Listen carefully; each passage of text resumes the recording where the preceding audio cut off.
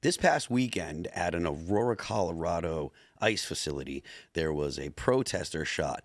Now, the media is reporting it as an ICE employee, but he was a contractor working for, I believe it was GEO Corp. Now, this is a big corporation. They do basically half of the detainment for ICE. But I think that the nuance does matter. So we're going to get into that.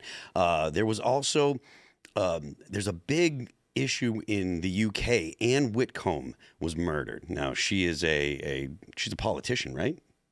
Yes. Tate? Yeah. Formerly a politician. So she's formerly a politician, but it was such a gruesome murder. Someone broke into her house, struck her 21 times in the head with a hammer, and then stole her wallet. So we're going to have Tate give us the background on that one. This morning, OpenAI had a rogue AI. So it basically was built in a sandbox for what they call like a gym learning facility. And it managed to escape the gym. It connected to Hugging Face, I think, is the AI. And it basically did all the things that Ultron did, tried to take over the world. So this is a big issue, particularly with how people are reacting to data centers and flock cameras. We're going to get into a heated discussion about that, I'm sure. The House has passed a bill to limit stock purchases for members of Congress. I don't think that this is actually going to be something that is going to make a big impact on the average person's life, but I know that there's a lot of people that really get upset about the fact that basically all the people in Congress are crooks. So we're going to talk about that. But first, we want you to head on over to Bunker Branding. Right? And you want to buy some Timcast merch. The new Ian's Betrayal t-shirt is available. You got the whole Timcast crew shooting Ian. It's a shame, but he said that he was going to bring the rain for the crops, and he didn't do it because he can't change the weather, and he had to pay. So head on over to Bunker Branding and get yourself some Timcast merch. And smash the like button, share the show with all your friends, tell everyone you know. You want to head on over to timcast.com and join our Discord so you can call into our Rumble after show, right? We do the show until 10 o'clock. Then we do the after show. You can call in, talk to the guests, talk to all of us. So head on over to rumble.com, become a member there, and then head on over to timcast.com and join our Discord. So joining us to talk about all these things and more, we've got the Native Patriot. Hey, I'm the Native Patriot. Thank you for having me on. I'm a Christian American supremacist, co-creator of the Patriots Prayer Network, and co-host on the Can't Be Bought podcast on YouTube. Second time, right? Second time. Returning guest. Brett's here. What's going on, guys? Normally doing PCC Monday through Friday, 3 p.m. Eastern, which is, of course, noon Pacific. You should join us there, but glad to be here. How you doing, Tate? I'm doing all right. What's going on, Patriots? Tate Brown here holding it down and happy to be here. As am I, holding it down with you, Tate. And Phil, let's get into it, dude. All right. So let's see. From the Border Report, Colorado ICE facility employee arrested, accused of shooting a protester. Now, like I said earlier, he's not technically an employee of ICE. This wasn't a law enforcement agent. This is a guy that works for the GEO Group. And the GEO Group is they basically run prisons for basically whoever will pay them. But private sector prisons? Yeah, private. Oh, it's going to be a good episode tonight. This is fantastic. They do about 50% of ICE holding facilities now. So, like I said, from the Border Report, a man who works for the GEO Group allegedly shot a woman protesting near the ICE processing center in Aurora, Colorado on Thursday night, according to a press release from the Aurora Police Department on Friday afternoon.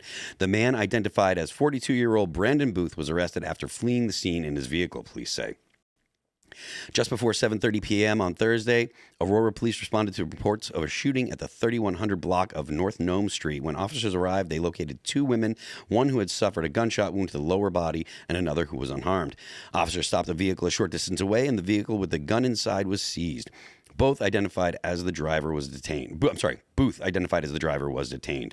Investigators said an initial investigation revealed the women were part of a protest taking place near the Aurora ICE processing center. So basically, this guy's trying to get to work.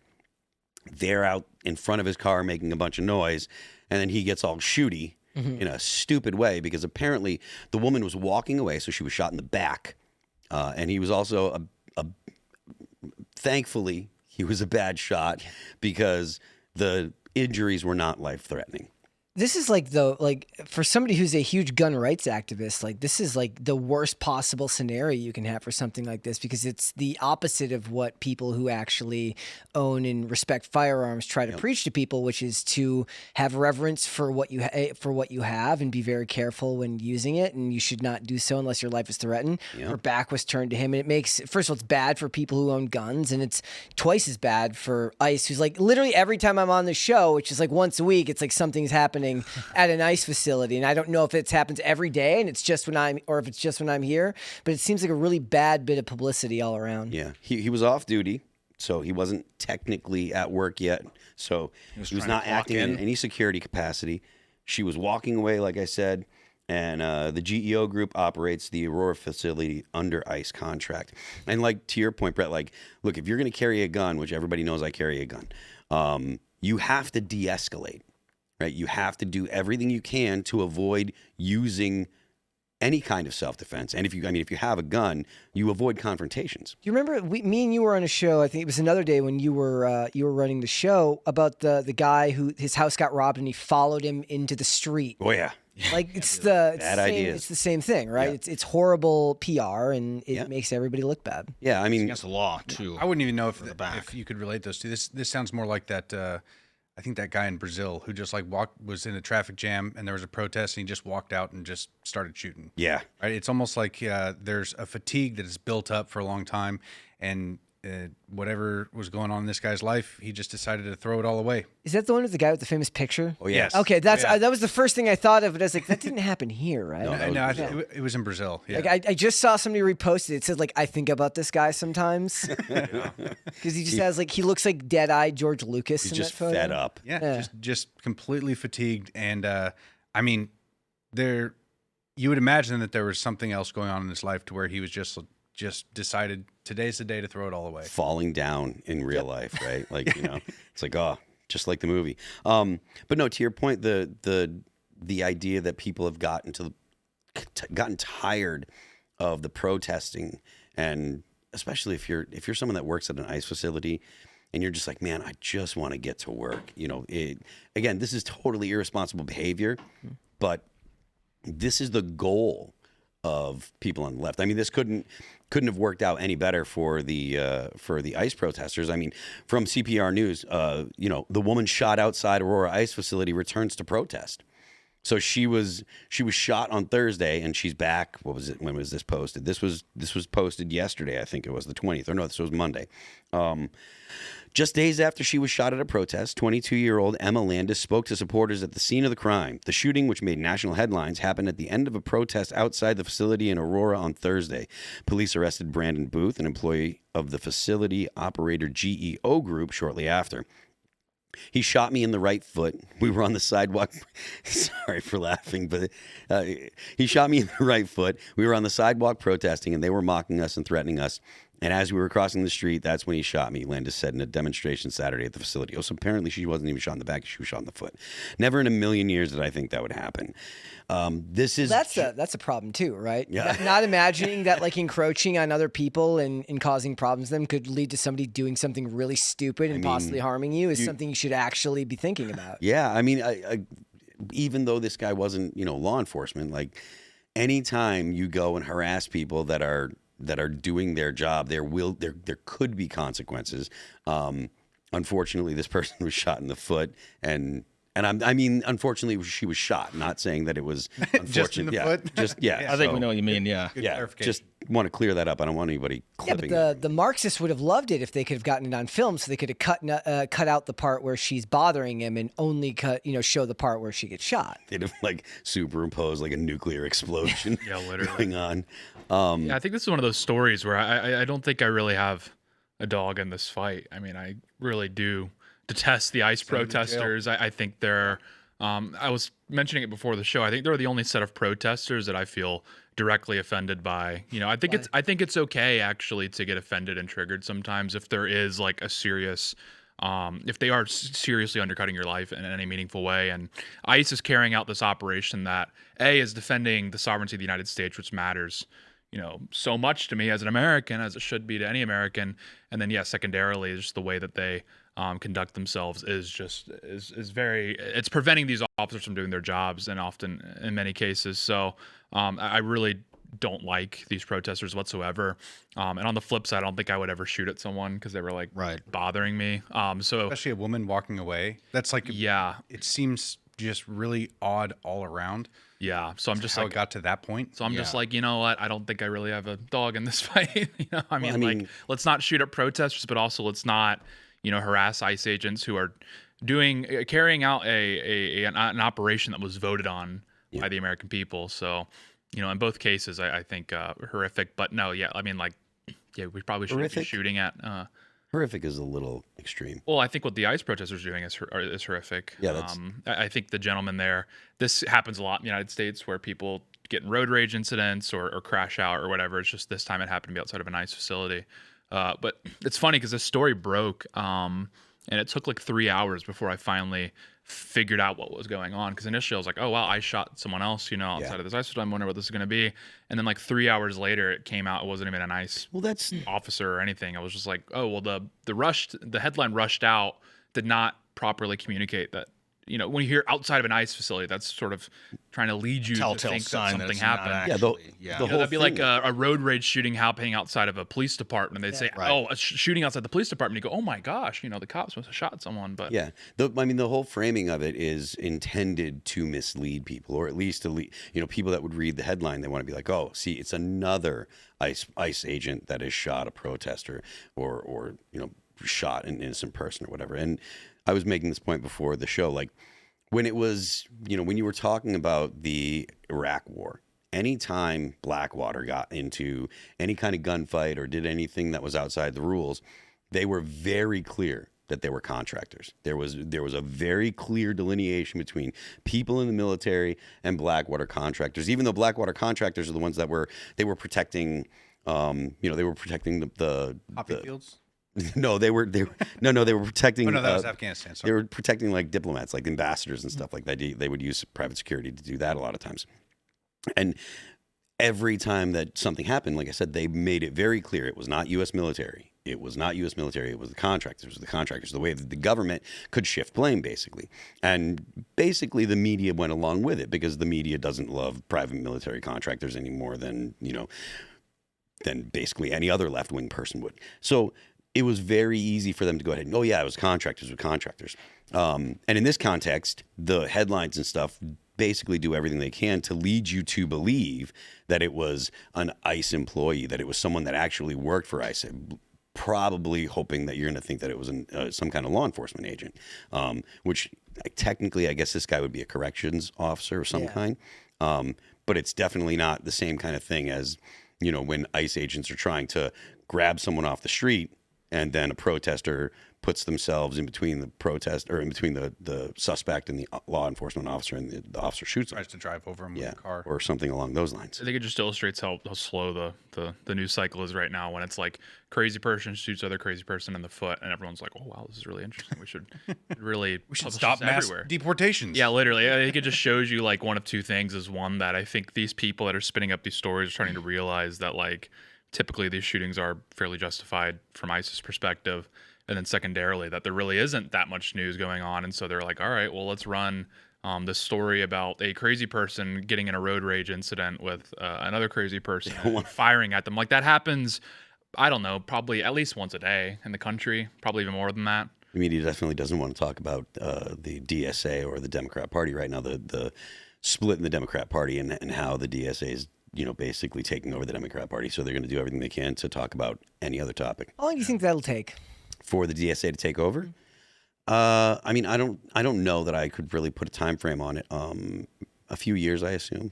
I think the next Democrat primary will ultimately be kind of the referendum on the DSA, because up until now we haven't seen a DSA candidate really contest we haven't seen a primary from the Democrats in a long time too.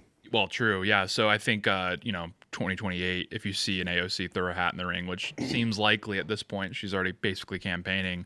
That will be now us to kind of get a heat check on where's the national Democrat Party they're at. creating strongholds in places like Washington State. So where I'm from, they're on the charter review board and they're changing the charter. Like our sheriff in Pierce County is Keith Swank, and It's like the only person that has ever won since I've been voting that I voted for was Keith Swank. Yeah.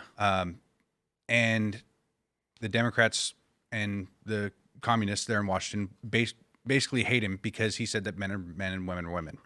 That's pretty much it. Yeah. And so our elected sheriff is now, they're changing the rules to where they can remove the elected sheriff and then select their own.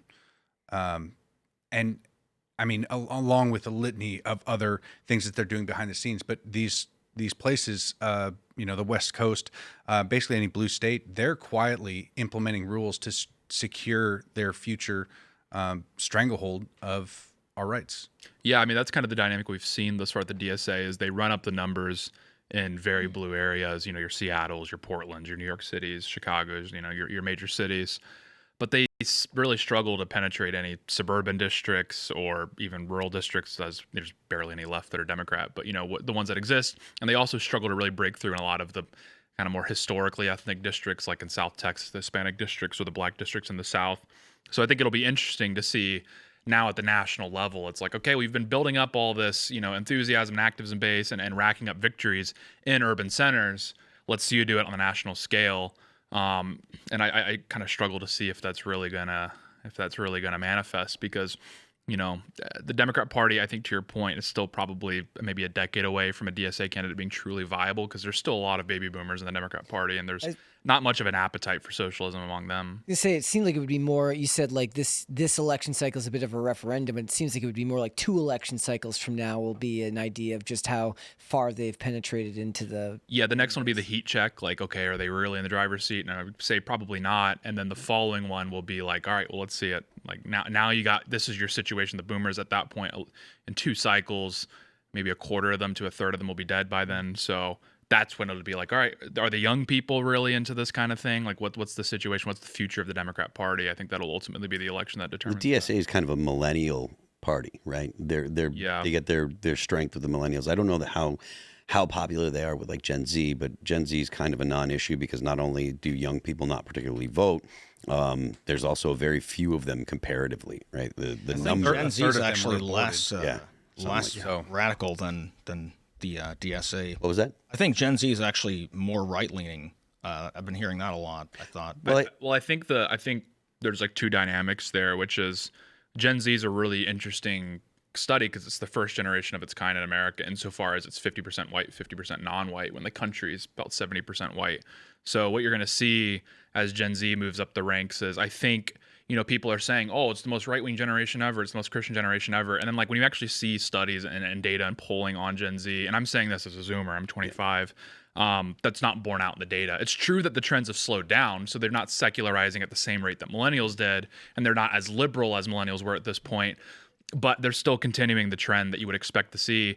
Now, the interesting thing is if you read the crosstabs among white Zoomers, they are very right-wing, and very Christian, but with a lot of, you know, Zoomers of immigrant backgrounds and also of like black background, they're very left-wing. And so what you're really seeing here, and then obviously there's white Zoomers that are left-wing and vice versa, but we're talking generalizations here.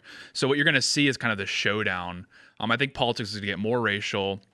And in addition to that, I think you're going to see more polarization because there's not really any moderate Zoomers. Like it's very uncouth to be a centrist. You can look at the big streamers like Asmongold and Hassan Piker. I know that they have feuds all the time, but I mean, Hassan Piker just came out and did a speech dressed as like Mao. And he's well supported, and a lot of people will kind of just push that to the side.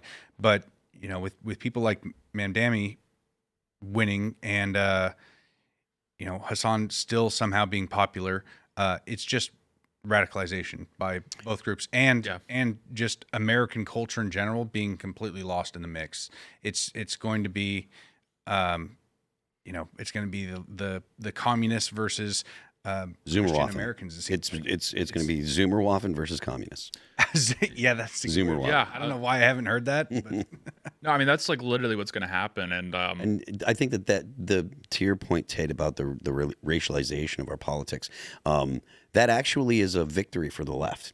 Because the left are who have been pushing the racialization. When I was young, because I'm an old guy, right? When I was young, you did have a larger majority of white people in the U.S., but we didn't think about our race, right? We didn't think politically when it comes to race. It was just like, well, we want to be, we were basically liberals, right? Like, and when I say liberals, I mean like what in the classical sense, right? And that was something that's totally evaporated now, right? Yeah, like what you're can't seeing be that way anymore. But it used to be where it was uncouth to talk about, well, I'm white, and I think about the fact that I'm white, and now, because the left has pushed the racial politics and the desire to awaken a critical racial consciousness, which people talk about, it's probably not something people hear all the time nowadays, but back in 2020, people were talking about CRT, critical race theory, and how big of a deal it was. Well, the goal of critical race theory was to awaken a critical racial consciousness. And Jordan Peterson was talking about this in 2016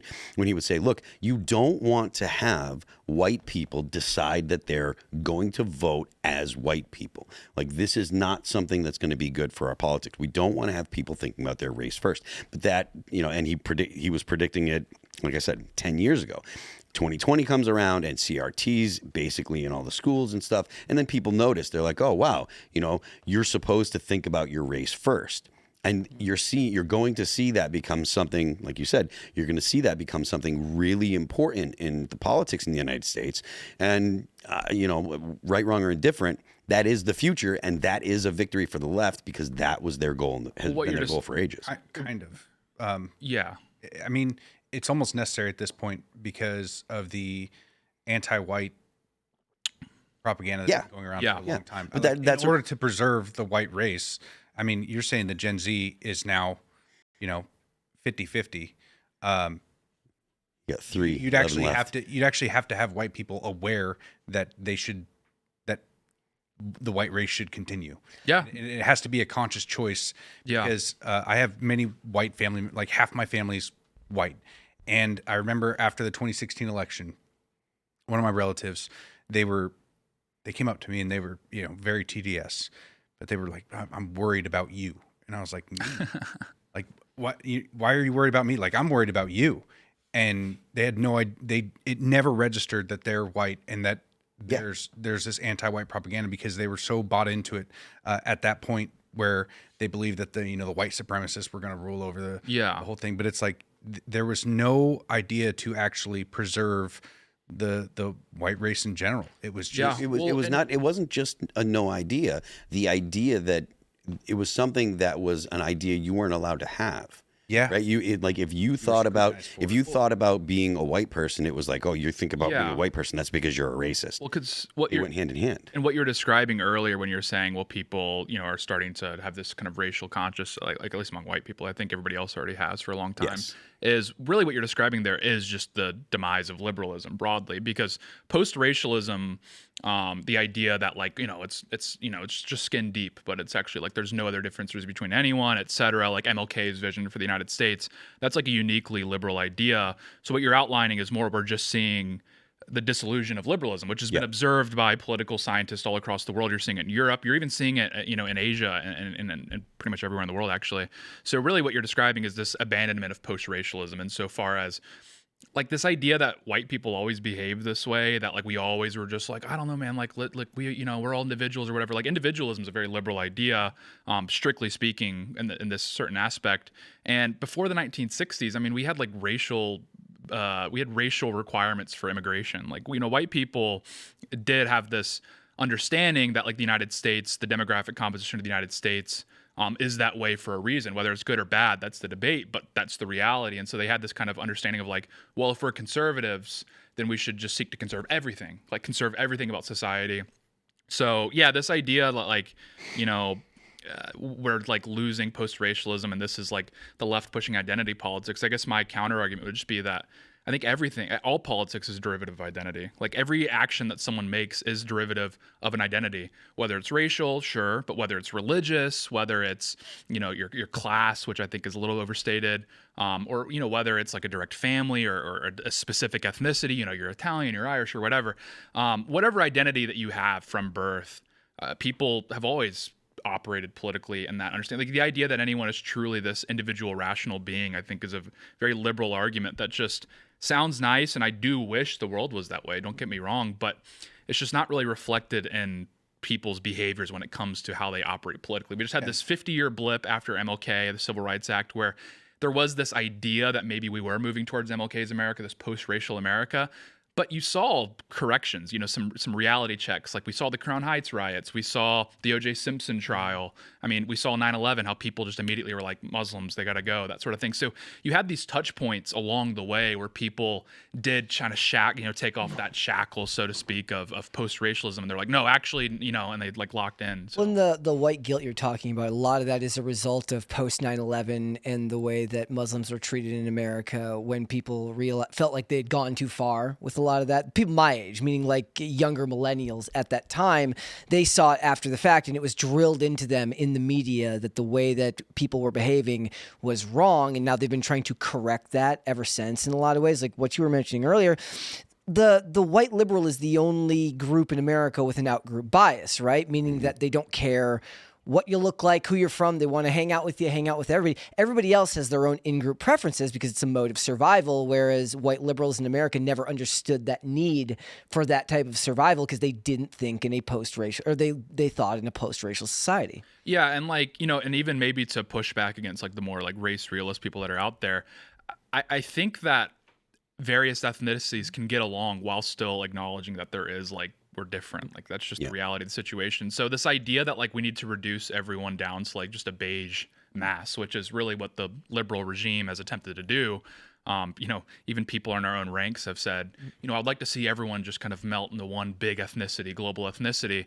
I don't know if that's going to create more. I don't think people are going to get along any better. They'll just find other differences, other identities. No, that's like a throw your hands up. Hope for it. Right? I mean, look at the caste system in India. Yeah. In India, they're all Indians, and if you're of the wrong caste, you're going to be treated like absolute dog shit. Yeah. I think the thing that we kind of lost with the racial argument is the idea of assimilation. They focus a lot on the skin color of the person, but not so much as to, if somebody is assimilated or want to assimilate. Yeah. I think into the American culture, which is now almost, it's not completely lost, but there has been a substantial, just disappearance of the ideals that separated America from all of human history. Bro. And now it's kind of just going back to the base identifiers, which is going to be race. And hopefully that doesn't last forever. Being a half-breed myself, it's like, I'm advocating for white people. I'm like, you guys need to save your race. But at the same time, I'm also like, but don't take me out. In the meantime, don't say it too well. I think what you're getting at is this idea that America. I do think that people that are immigration proponents are correct insofar as America does have this unique ability to incorporate people into the tribe, so to speak, the American tribe, broadly, whatever that means is still up for debate.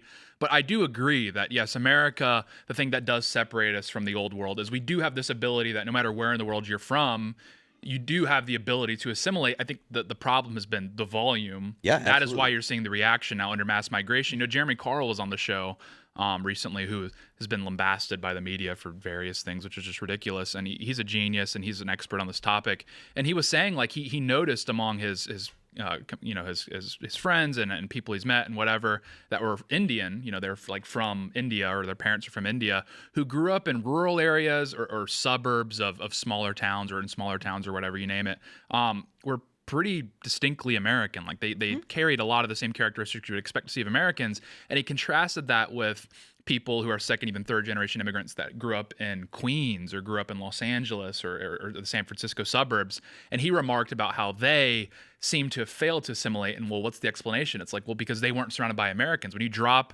and you create an ethnic enclave or even an enclave of other ethnic groups that are outside of the main kind of groups in the United States, you are going to fail to assimilate these people. So I don't really subscribe to the idea, and maybe people think I'm like a libtard or whatever. I don't think we need to bring back a National Formulas Act or anything like that. I'm just saying that the volume has been too much. You should be conscious of the cultural differences. It's going to be easier for someone from Australia to assimilate in the United States than someone from Somalia. But when you do skim the cream, so to speak, if you do find an exceptional Somali, like an Ayan Hirsi Ali, just bring her over. You don't need to bring over 30,000 people from the same tribe.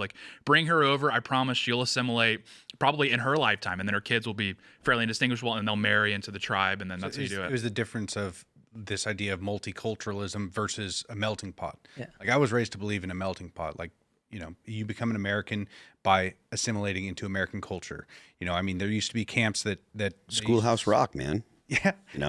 Well, and there used to be camps that they would send natives to, and the idea was to kill the savage and save the man, right? And they taught them Christianity and things like that. Now, 100 years later, where you have a Native American like myself who's Christian fighting for Christianity, I don't really see that as a bad thing, because for thousands of years, there were warring tribes and various things happening, and then the settlers came over, and for the most part, a lot of Native Americans assimilated, and I think are better off for it for the most part.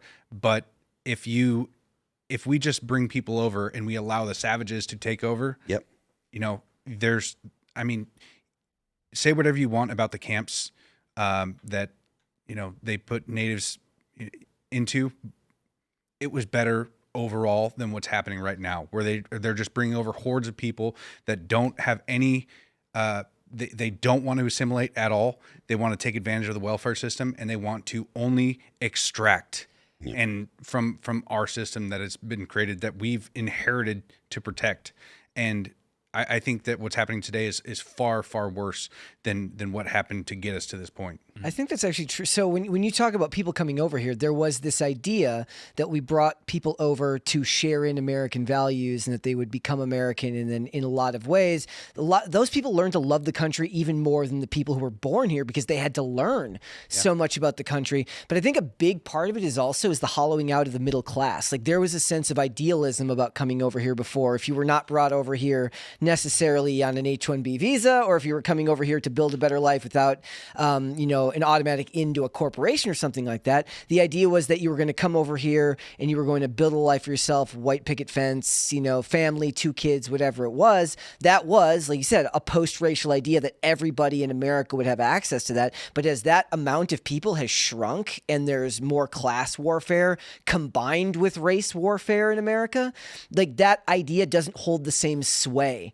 that it used to. Well, I mean, I would just posit that in the 21st century, and this is actually something that I discussed with Jeremy Carl, Scott Greer, and Steve Denton was over there. It's on Timcast IRL. I think everyone should watch it if you're interested in this topic. Is that assimilation might actually, for non-Westerners, be impossible in the 21st century because of modern amenities. So, yes, welfare, we've hit on this extensively. Europe's wrestling with this as well, and they're kind of, the Denmark has laid out a great example of how to prevent, immigrants from coming and taking advantage of your welfare net.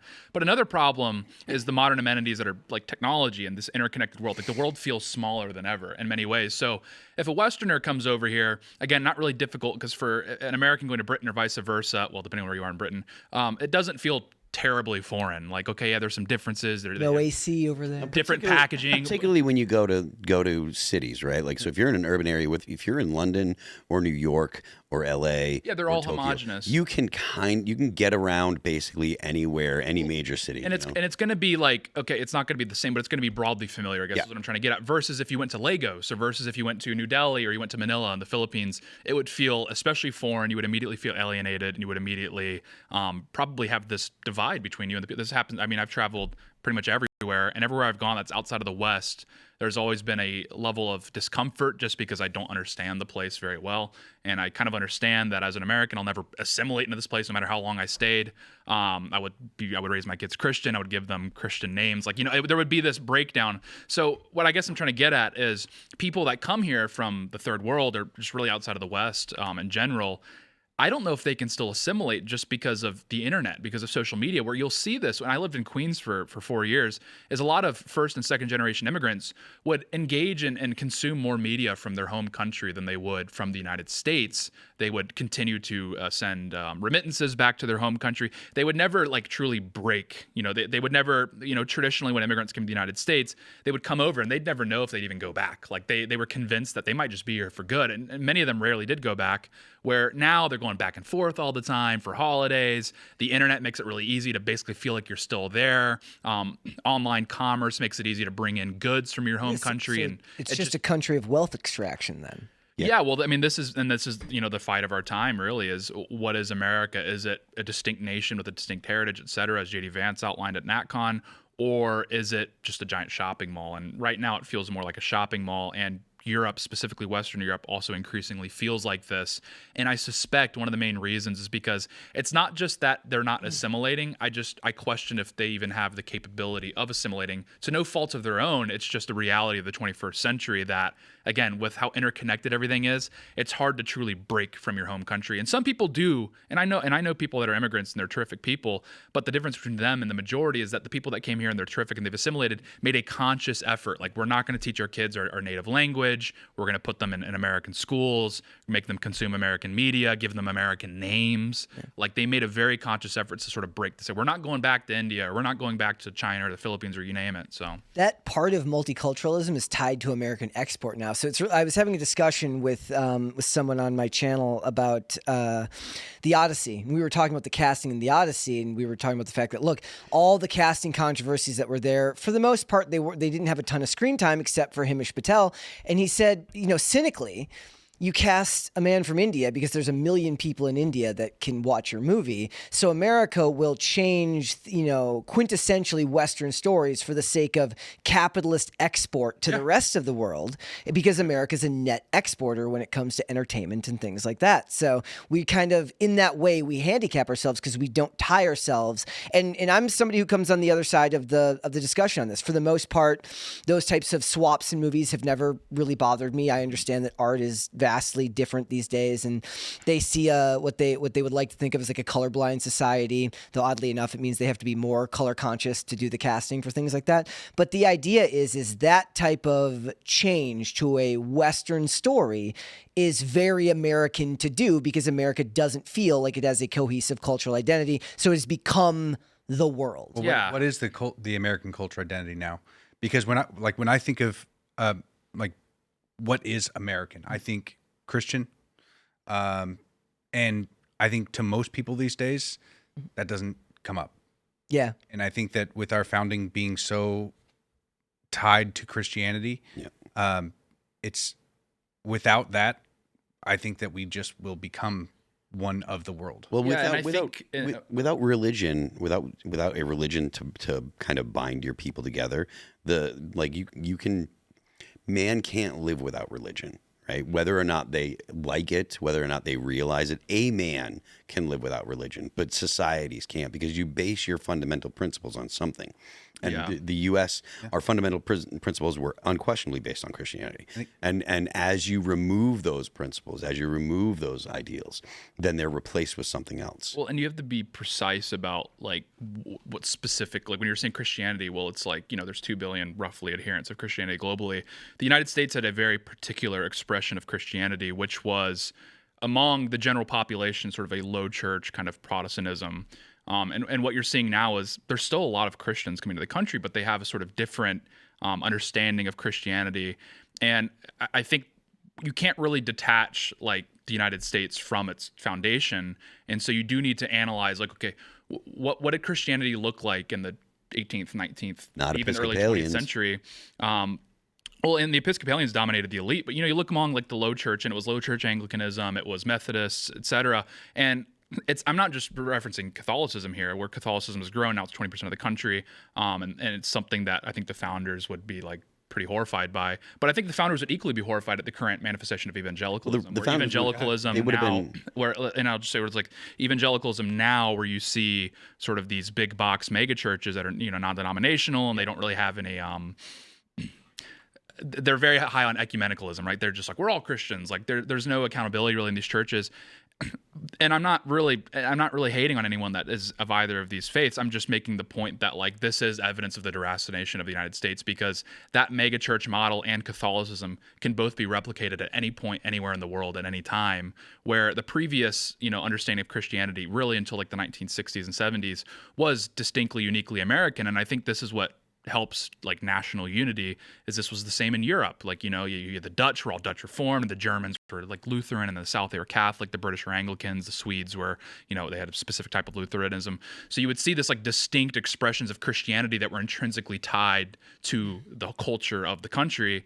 And what you're seeing now, I guess is what I'm trying to get at, is what the type of manifestation of Christianity you're seeing in the United States now is a very globalist expression of Christianity, whether it is Catholicism or whether it is sort of big box non-denominational. Well, and a lot of of those do, like a lot of missionary work is done that way, right? Because the big churches end up having people going all over the world. Well, what's ironic is that the missionaries of sort of, I guess you would maybe say mainline Protestantism would be the accurate description, were so effective that you're seeing now there's more Presbyterians, more Anglicans in Africa than there is in their traditional home nations of the United Kingdom, of the United States. So as the U.S., I'll just reference the U.S. here, as the U.S. becomes more non-denominational and more Catholic, and you see kind of the decline of traditional Protestantism that would have been familiar to the founders and early Americans, the more that expression does grow in places like Africa, albeit they've put their own spin on it, but at least like the core, theological tenets are there, and to some degree the aesthetics. And so that's always kind of fascinating to me, is like,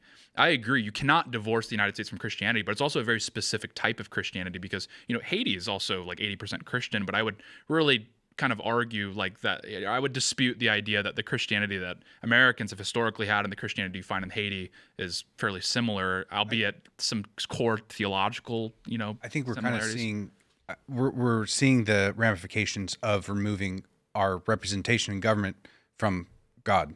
Because in 1962, when the Supreme Court decided, the separation of church and state, as if that was written in the Constitution, and they implemented that throughout the entire government, that separated the family unit by devaluing marriage.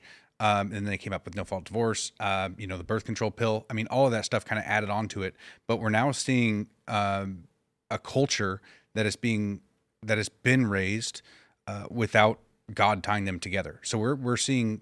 Even if, like myself, I come from divorced parents. The first son that I had was from my high school sweetheart, not my current wife. Mm-hmm. And so it's like there's been ripples of this happening for a long time.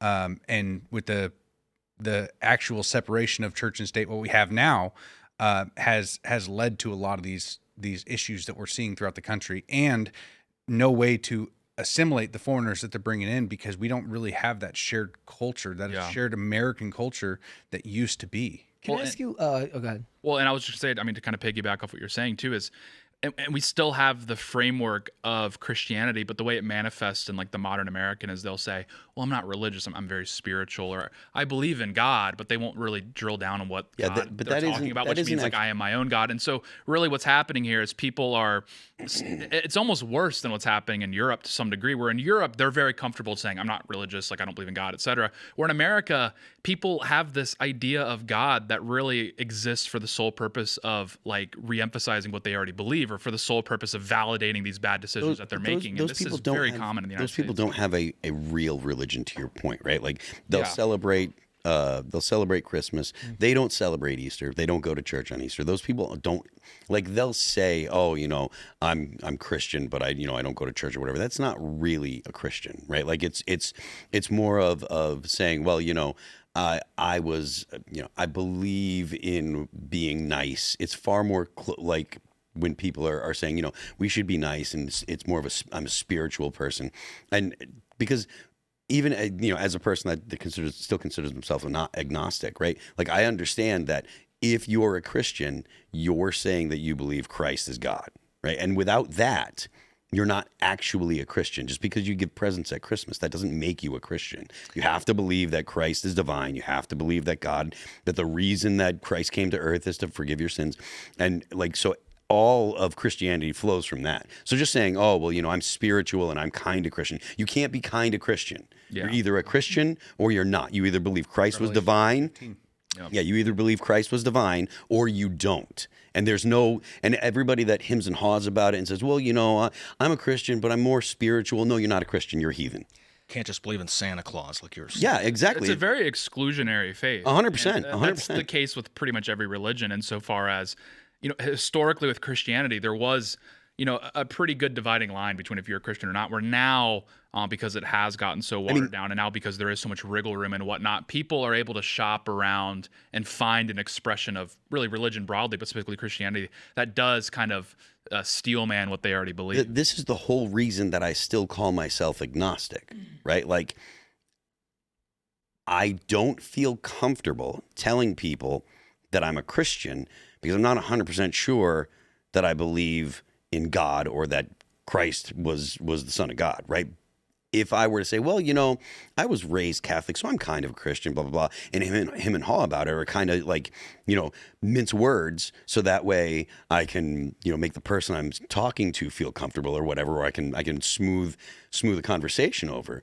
Then you're lying. Right? Well, and the whole point of Christianity is you believe Christ is God. And I don't understand why people, have this desire to kind of, not actually tell the truth, which is no, I'm not a Christian, or I'm not sure of what I believe. You kind of brought it up earlier with saying that Christianity's been bastardized to the point where it's almost synonymous with being nice, and Christians, that there's James Tallarico. You're not supposed to just be nice. I mean, it is exclusionary, like you said, in a lot of ways, and it's kind of been boiled down, with our holidays and everything, and the way that it's been marketed over the years. It's more about the tree now than it is the birth of Christ. And that's a leftist position to try and straw man an argument. Anytime you push back on anything they do, they're like, well, that's not very Christian of you. Of course. And I think what Phil was getting at is a really interesting thing, because that's actually a very uniquely American thing to be at the point where you're functionally agnostic or even potentially functionally atheist, but you still claim that you're Christian, is actually a very uniquely American thing. This doesn't really occur anywhere else in the world. And I think the reason for that is actually ingrained in the American DNA, because if you look at the time of the founding, and people have pointed out that some founders were indeed deists. But what's interesting is if you were to go to George Washington or Thomas Jefferson and press them on this, they would identify as Anglicans. And also the overwhelming majority of America, I think it's 80 to 90% of Americans, actually upwards of 90% of Americans, identified as Christian. And they would be able to, they had high biblical literacy, so they would be able to explain Christianity at a very high level. But what's interesting is at the time of the founding in 1776, only about 20% of Americans regularly attended church. So what you had was a cultural Christianity and a population that was highly literate, very intelligent, that had a very good understanding of Christianity, and they were able to correctly identify that the structure that they exist in exists because of Christianity, so they ought to carry themselves in a Christian way, promote Christian values, even if they themselves weren't convinced on, the resurrection or something like that. We're now where we're kind of in this era where it's Christianity, it's kind of difficult to see around you these days because of how bad things have gotten, to your point, how much the government has seemed to distance itself from Christianity. People don't have that knee-jerk reaction. People don't have any biblical literacy. People can't even explain what Easter is. So instead, you just get this schizophrenic the schizophrenic outgrowth of that historical American tendency, which is, well, I'm spiritual, and you have a rabbit's foot and tarot cards or whatever. Can I ask you a question? Because you mentioned earlier, you said, what is like the American identity now? And you mentioned Christianity. Like, what else do you see as core tenets of like the American identity? Because I was just thinking, like a couple weeks ago, it wasn't even that long ago, where everybody was talking about the World Cup, and people from all over the world were coming to America, and they were loving things about America, which basically boiled down to like Buc-ee's and American consumerism, right? But it was Americans who are starved for anybody not hating them. Were excited about the idea that people found things about America that they liked. I'm just curious what you think of as other core tenets of the American identity. What I like to believe would be if an American, I have a little fascination with wolves. Okay. So if the American itself was a wolf and it was looking at a dog, like a domesticated dog, and it had a collar on and it had a master, I picture the American as the wolf, the one who is willing to go without the guaranteed meal every day and without being owned, would rather just go hungry and find its own way rather than, live a fat, happy life, being domesticated. Yeah. That's what I would like it to be. Hold on. It is. Hold on to this point, right? So me and my girlfriend were talking about this the other day, and we were talking about like why America is better than other countries, why the people of America are better, right? And when the country was founded, particularly, the people that were likely to leave Europe and come to the United States had a certain mindset and a certain outlook on their own lives and their own capabilities. Yeah. Right? Because if you get on a boat for 5 weeks or whatever it takes to get across the ocean, when you're not guaranteed to get there, right? You have to have a certain amount of belief in your own agency. So all the people that came to the colonies, to the new country, And all the people that came here basically up until the 60s, they were all people that believed in their own agency. Yeah. You didn't accidentally get to America. You came to America because you wanted to make something of yourself. You were the kind of person that believed you made things happen in the world. When you look at modern times and the people that are brought in, whether it be as however, right? If they're here because they came illegally or what have you, if they got some program the government gave out, those people are not people that believe that they make things happen in their lives. They believe that things happen to them. So the reason that America is the best country in the world and has been basically the indispensable country for at least the first 225 years of its existence was because the people that are in America have a certain outlook on life. And of course, then not every single person that lived in America was the same, but they were the descendants of people that said, I can get on that boat and I can go to America and I can make something of myself. I have the opportunity to do that. I have the ability to do that. I believe in myself. And you see it in how crazy and awesome and daring and exceptional Americans have been. Like, that matters. That's what makes America America. And that's what makes the people of America different from the whole rest of the world. The fact that they would say, I can go there and I can make something happen, as opposed to the people that believe that things happen to them. And you see it all over the place. You see it with people in society now. People that are like, oh, my lot in life is so bad, and all this happened to me, and this happened to me, and this happened to me, and this happened, all these bad things, and all this stuff happened to me. And then there are people that said, no, I went and I did this, I did this, I did this, I did this. The distinction really boils down to people that believe they have agency and people that believe they don't have agency. And honestly, that's exactly what you laid out. It's just a different metaphor. Well, and what's interesting is, there's a book, like what you guys are hitting on is absolutely correct. This is, there's two things when you ask what is America, what is this idea of like American culture or something. What we're hitting on is two things. What is the culture of America? You would probably say it's this sort of Anglo-Protestantism. Yeah. This Anglo-Protestant identity. This is what you found at the founding. That was 90% of the country. So the closer you get to that, the more American it's going to feel. The further away you get, more. But as far as what you guys are hitting on, which is the ethos of America, right? Yeah. What is the driving force? What's the engine room in the United States? It's the frontier. This is what you're hitting on. It's the frontier, and that didn't happen by accident. It's not like, because Britain set up a lot of settler colonies. It's Canada, Australia, New Zealand. Why aren't they conducting themselves like the Americans do? Well, there's two things going on. One is you look in the North, there was the Puritans. They had this hyper Calvinism that existed, that preeminated in the North. And what lasted out of that, out of the Puritan culture, was this idea that I am destined to do this by God. This idea that everything has been predestined, that God has put me here for a very specific reason, and what's over those hills is mine because God said so. And then secondarily is, to your point, the stock that came here, which was, wherever you came here because you said, I want to just go to that frontier. That video of the penguin charging towards the mountain, that was the sort of the ethos of a lot of early settlers, and continued into the 19th century.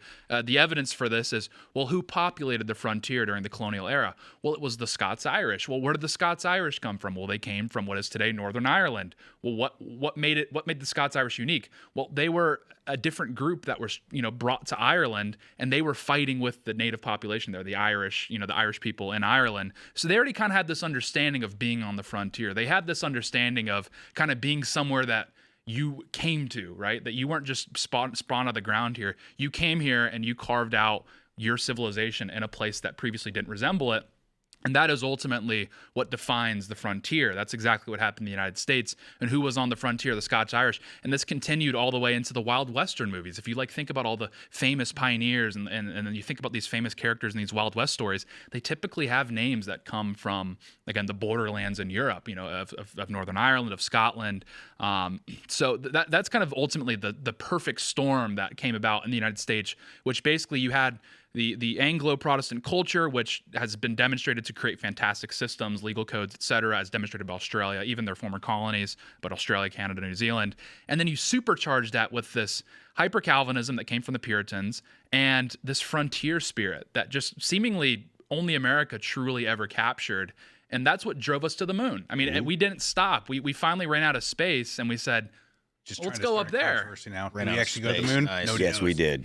Yeah, I believe we did. But yeah, so it's just I think it's like it's not enough to just posit that America is unique because we're entrepreneurial. There's a specific No, there's a it's specific ethos in the United States that came about because of historical events, but the specific kind of people that came here that these three factors that I outlined all combined and created the United States. it's not.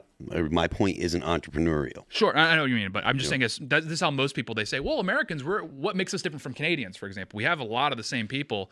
What is it? It must be we're more entrepreneurial, and it's like, well, no. There's a specific, again, this perfect storm that was created in the 13 colonies and on the frontier that led to where we are now, and a lot of that ethos is still carried into the modern day. Well, yeah, I mean, your grandparents and your great grandparents and stuff like that actually does make a difference in the person that you are. And it's why the left can't recapture the idea of like celebrating America. They try, I still see sometimes when I go out, I see leftist political signs that have like a flag and they say pro-America, anti-Trump. But everybody knows that even if you get rid of Donald Trump, when it comes down to it, they have this postmodern idea of what America is, and they refuse to be proud of their past or their history because they have the original sin of slavery. That's one aspect of it, and the rest of it has been watered.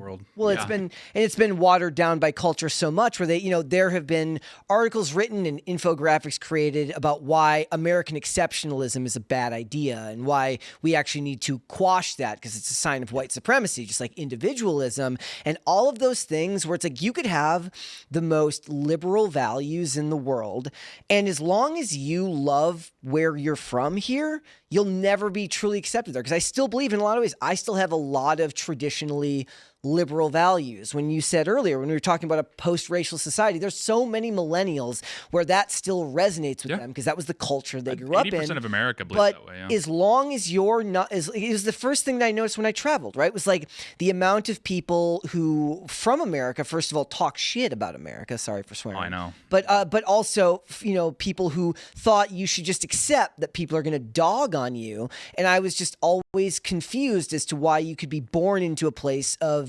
immense, not wealth necessarily like you were born wealthy, but to be born into American middle class still means that you essentially hit the lottery. Yeah. Even being born into lower middle class in America, you have hit the lottery. The poorest American is still better off than 99% of the world. And the idea that there were people who held the same liberal concepts and values that I did, but hated where they were from, meant that I was never going to traditionally fit in with them the way that it would anywhere else. And what you're talking about is the idea that you would go out every day and risk a world where you're not going to know where your next meal is going to come from, where you're going to take a chance on yourself rather than take the safest route forward. That idea has been chipped away at in Western in America especially, right? Part of the reason why it's been chipped away at is because the people that have been coming to America since the 60s largely don't share that kind of ethos. Right. Well, they don't share the belief that they happen to the world as opposed to the world happening to them. And I think that's absolutely right. In addition to that, the evidence for that at the core of the American identity is sort of the frontier, so to speak, and that sort of attitudes that sort of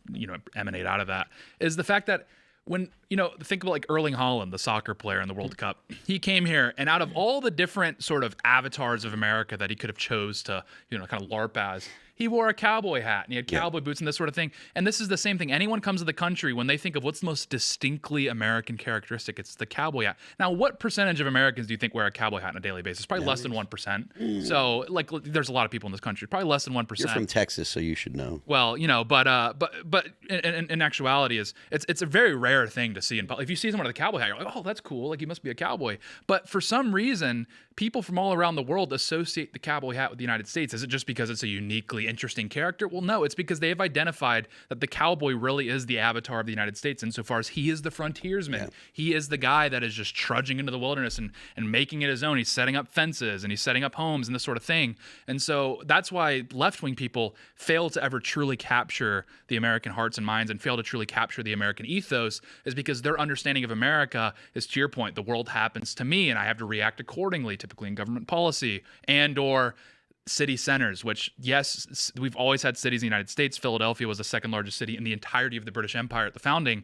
But even Americans who lived in Philadelphia Teddy Roosevelt's a great example. Teddy Roosevelt was a New Yorker, but we associate him with the West. We associate him with the great outdoors and that sort of thing, because he, along with most urbanites once very recently, did understand that the engine room of the United States was the frontier. Yeah, we're gonna jump to this story here, and once I read the piece from the BBC, we're gonna toss it to Tate because he's got some thoughts on this. From the BBC, Anne Whitcomb was hit on the head 21 times with a hammer, prosecutors say. So this is a British politician that was murdered in her own home. Anne Whitcomb was hit on the head with a hammer 21 times at her home as she ate lunch in an attack that was caught on camera, prosecutors have told Westminster Magistrates Court.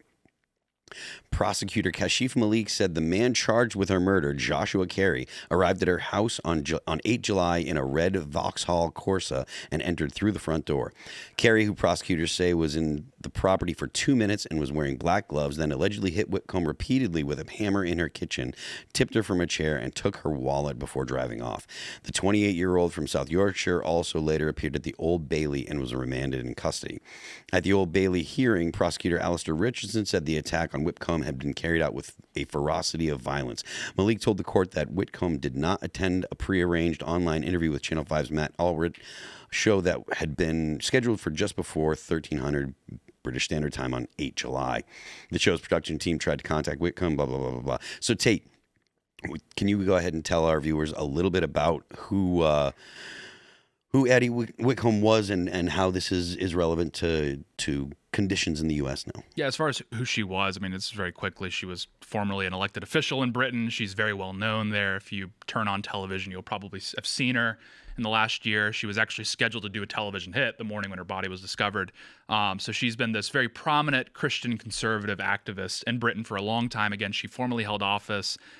I've been kind of struggling to think of an analog in the United States. The closest I could maybe think of would maybe be Sarah Palin, insofar as someone that says, I remember when she was in office, but now I know her as a commentator. That would be kind of the equivalent, and the social conservatism, the Christianity, etc. But the two things that are interesting about her is first of all, again, that it wouldn't be hyperbole to try to draw some comparisons to the Charlie Kirk situation insofar as prominent commentator. Secondarily, what's interesting about her is that she was kind of enemy number one of the LGBT people in Britain. But when LGBT people were thinking about, whose existence and words is, existential, as an existential threat to my identity, to my existence, it would be Anne Whitcomb being the avatar of that traditional conservative Christian. Not J.K. Rowling? No, because J.K. Rowling is still functionally left-wing. She just happens to be on the other side of the trans issue, where Anne Whitcomb was across the board a very conventional Christian conservative. So this is why I said it's not hyperbole to draw comparisons to the Charlie Kirk assassination insofar as, and I don't mean this in any negativity towards Charlie and or Anne, but in order to be someone that would decide to go and kill these people, you would have to be radicalized to such an insane degree to actually decide to do this, because these are not radical dissident figures. These are mainstream figures who I contest they're strictly conservative, strictly Christian. It's not like they were moderates. I hate when people say Charlie Kirk was a moderate. He wasn't a moderate. He just wasn't a dissident radical, nor is Anne Whitcomb. But again, they viewed these people as existential threats. Their very existence was a threat to them. Is there evidence that this was politically motivated? So what's interesting, this is why this is becoming a bit scandalous, has been the British police's response to this. So this occurred in Devon, very safe part of the country. The killer came from 300 miles away, which in American terms is like, 1,000 miles, 1,500 miles. But what's interesting is the British police have drip-fed evidence from what's happened here. They've drip-fed evidence and drip-fed events to the British people, I think because they're trying to prevent the outrage that occurred in the United States when Charlie Kirk was assassinated. And with Charlie Kirk, it was obvious right away that it was political. He literally got sniped. Where with Anne Whitcomb, at first the police came out and said she's died in her home. And she's an old lady, so everyone was like, "Oh, that's sad," but it happens. These are old, they fall down or whatever. So initially, when I saw the news, when everyone saw the news, keep in mind this is a very prominent figure in the UK. Everyone in the UK knows who she is, and she's very charming. So I think even a lot of people on the left, kind of have this soft spot for her. But everyone in the UK knew her, and they're like, "Oh, that's sad. She's passed away. I remember she's been everywhere." Then the police came out and they said, "Okay, no, it was actually we suspect there was foul play, but it was actually a burglary gone wrong." And then this is when everyone's alarm bells started going off, as they said, "Well, How did you go from fell in her home and died to burglary gone wrong? So it was reported that she fell. So initially, again, with the evidence that was drip fed, they were leading the public to believe that she had just died. You know, she fell and hit her head, I think is what the official narrative was. Then it turned to burglary gone wrong. And then 3 days later, the story breaks that the counterterrorism unit has taken over the case. So I think everyone at that moment, if you didn't suspect that it was politically motivated before, at that point said, why would counterterrorism get involved in a burglary gone wrong? And then the BBC, as you talked about, then reported that the suspect had been arrested. We saw a picture of him right away and it was political, if you know physiognomy. And then secondarily, the news came out that she was bashed in the head 21 times with a hammer, which, you know, if you're a police officer and you're reporting to a scene, I think you would know the difference between someone falling down and then her head being caved in with a hammer. Secondarily, you would know the difference between a burglary gone wrong and being overhead hit with the head with the hammer. The suspect did steal her purse or her wallet. It doesn't really say what specifically he took, but it was like her, you know, bag carrying money or whatever. But again, going all the way down to Devon to go into the home of a very prominent conservative Christian activist and murdering her while she was eating lunch. She was having her lunch. And brutally too. That this wasn't it wasn't a situation where he was just like, you know, I'm going to kill this person. It's an elderly woman. It was the kind of crime where people say that it was, you know, they're calling it a vicious ferocity of violence. You know, it was a vicious attack. And you know, you hit someone in the head with a hammer, like that's probably going to kill him if you hit him once or twice. 21 times is literally going to, you know, it was a gruesome scene. And because of the incompetence, I don't even know if, I think it's actually they're highly competent. They're actively trying to ensure that there's not much outrage over the story.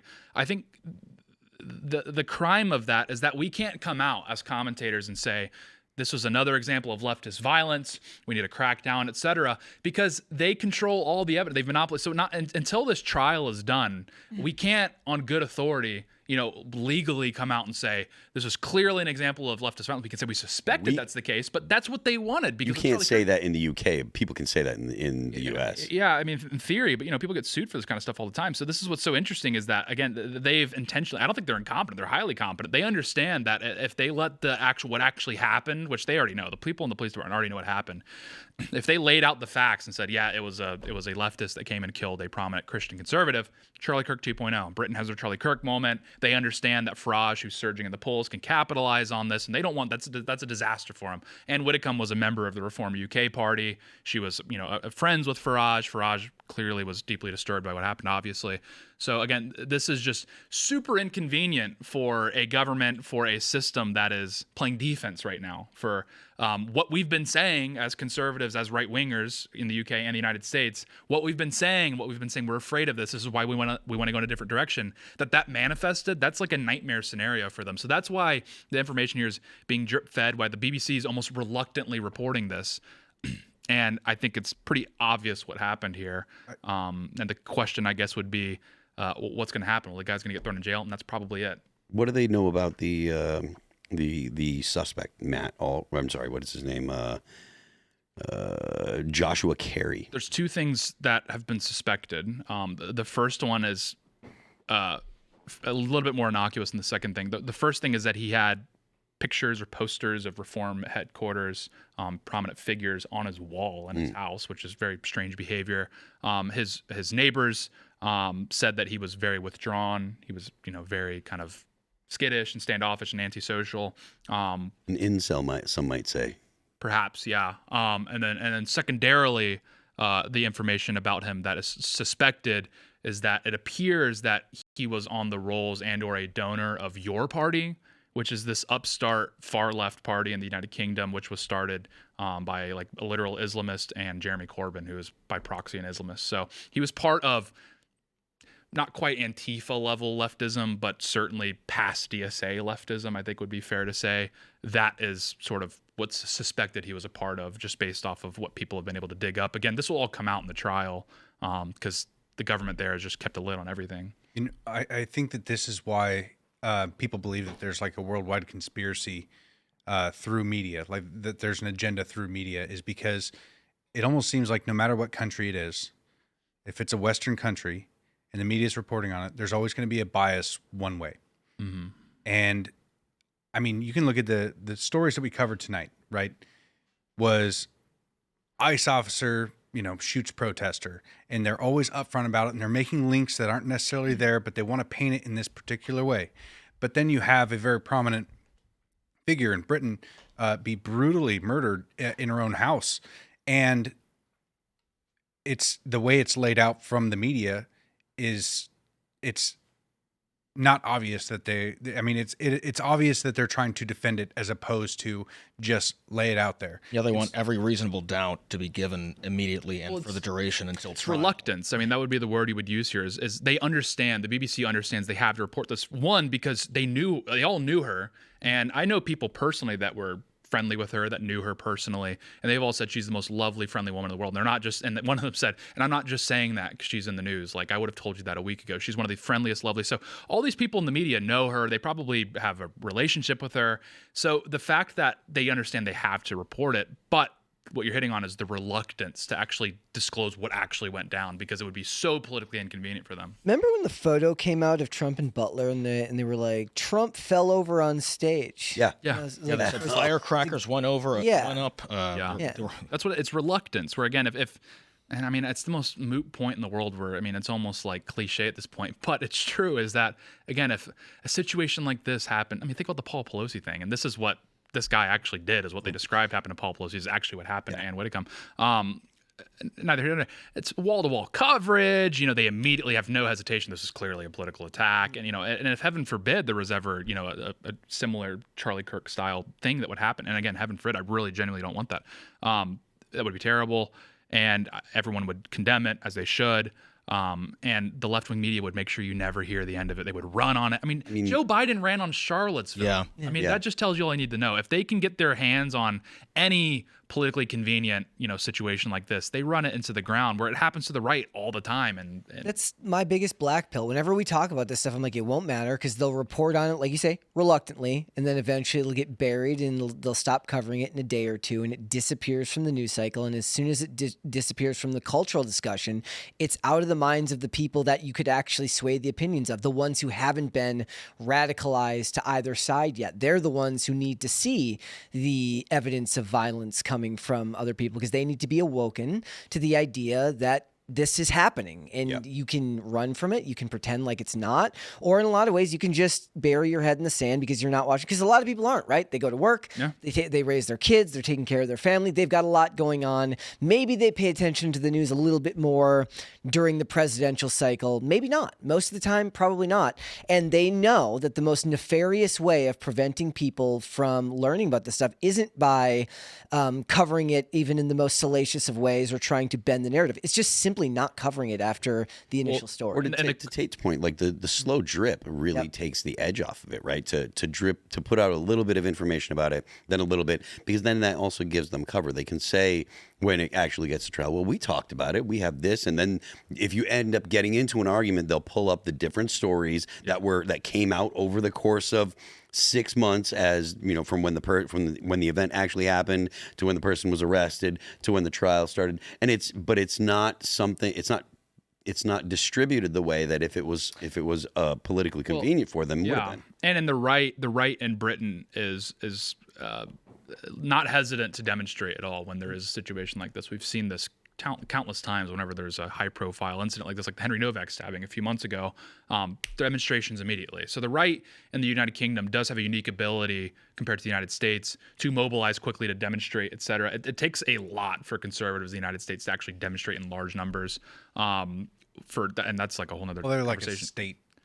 Right. Well, yeah. So it's like a whole different conversation. But I guess the question is here with what you're saying, you're black-pilled, is what's happening here? Is there currently straws accumulating on a camel's back right now when you have the Henry Novak stabbing? I mean, we could go through all the incidents that have happened in the United Kingdom.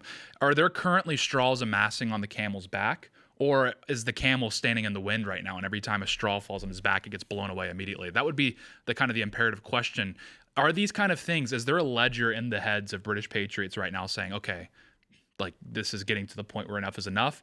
Or to your point, is everything moving so quickly? Are people too kind of, I don't want to say self-absorbed necessarily as a derogative, it's just kind of the reality of the world we live in, that they kind of just forget how angry they were in that moment. I mean, after the Henry Novak stabbing, everyone was really angry in the United States. After the Charlie Kirk assassination, after the Irina Zrutska murder, everyone was really angry.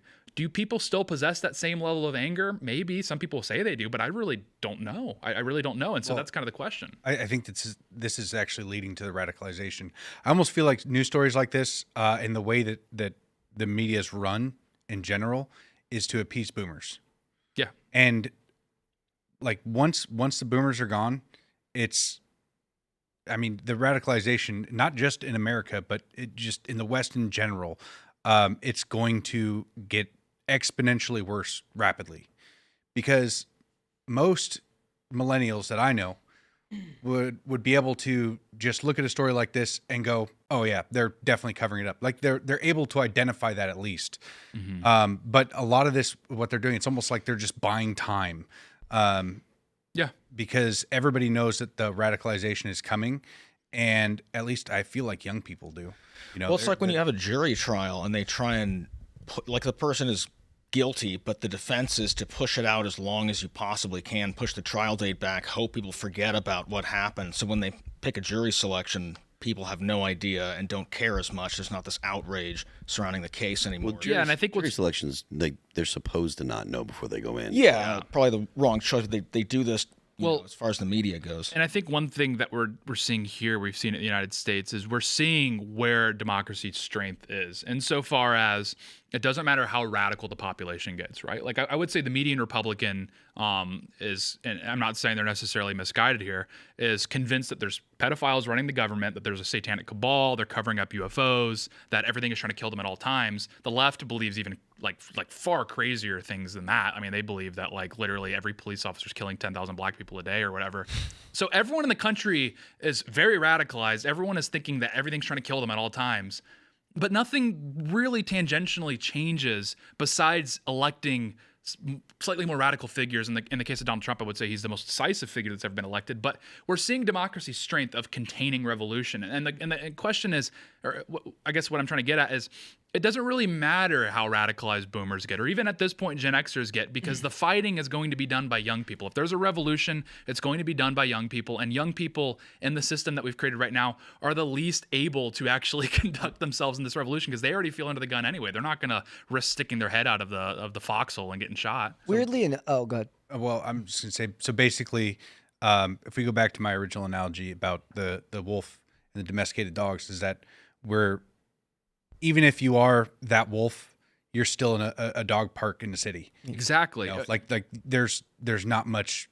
You'll just be the outsider, and you'll be cast out. And it's like, you know, there's. Yeah, I guess what I'm trying to get at, and I think it's a perfect analogy. And what I'm trying to get at is, actually, no, you kind of do have to vote your way out of this. It's like it's almost like taking the toy away from the child, because people will get online and they'll LARP all day. I'm going to have enough. I'm going to go out and do something about it. Really? Because COVID happened and like all these terrible things are happening, and everyone's just kind of getting used to it. The boiling frog analogy perfectly applies here. The reality is, we got to live in reality here. If we're like serious about impacting politics, and Donald Trump understands this perfectly, is you kind of just have to vote your way out of it. And it's not sexy. It doesn't sell on YouTube. But that's how political change has happened thus far. We haven't had any serious revolutions in this country in a very long time. Donald Trump has been seemingly the first person that's at least shaken things up. Social media ends up taking the edge off. It's the dopamine hit they get from talking about all of the revolution that they want to start. Yeah, that siphons off that energy, so they can. It's like when you talk about you want to do something so much, it kind of destroys your will to want to do it, because you keep trying to talk, you keep talking about it, not actually doing it. Well, that's the thing is, like, the human being, when they talk about something, they get the same dopamine hit that they get when they do something, which is part of the reason why, like, when you hear people that are saying they want to make a change in their life, whatever, stop talking about it. Don't tell people. Don't talk about it. Go do something that actually moves you towards the goal that you have. Right? Like people that want to quit smoking, and I used to be one of them. Like, man, I got to quit. Oh, I want to quit. Man, I want to quit. Blah, blah, blah, blah, blah, blah, blah. If you really want to quit, you just put cigarettes down and you stop smoking. That's exactly how you quit. I got to quit drinking. I got to quit drinking. Well, then don't drink that drink. Well, I meet these people in DC and other power, vectors around the world, or power, centers around the world. And like the most influential people you've never heard, and this is like, I mean, it's a trope, but it's true, is that the most influential people you've never heard of, they don't really have much of a social media presence, or like their posting is pretty unimpressive, I suppose. But they wield an incredible amount of influence. And it's not always because they're wealthy. A lot of people are just really effective, shrewd, backroom kind of people. And the reality is those are the people that are going to impose their will in society, because they're not online LARPing all day. They're just slowly inching the football down like watch a game of rugby. It's not, they're not scoring every single time. It's just slowly advancing back and forth. Or like football, it's not a touchdown every single play. It's just slowly advancing the ball up the field a few yards at a time. Instead of attempting a Hail Mary every single play, you're going to get picked off and lose the game. To your point, that's something that I tend to relate to callers a lot, right? Callers come in with this fire and all this vim and vinegar, and they're like, blah blah blah blah blah, and there's nothing in blah blah blah. I don't want to vote for Republicans because they blah blah blah. And I'm like, well, did you work to vote in? Did you work to get someone that you liked elected in the primaries? Yeah. And then it's like they're deflated because they have all this energy, and because they read something today, or the national election's coming up soon, and they realized it. But like the time to actually exercise the little amount of political power you have was a year and a half ago or a year ago, when you should have been out there knocking on doors for the guy that's primarying the guy that you hate. Yeah, literally. And to your, like you said, this is going to be decided by voting. Yeah. You have to vote your way out of it.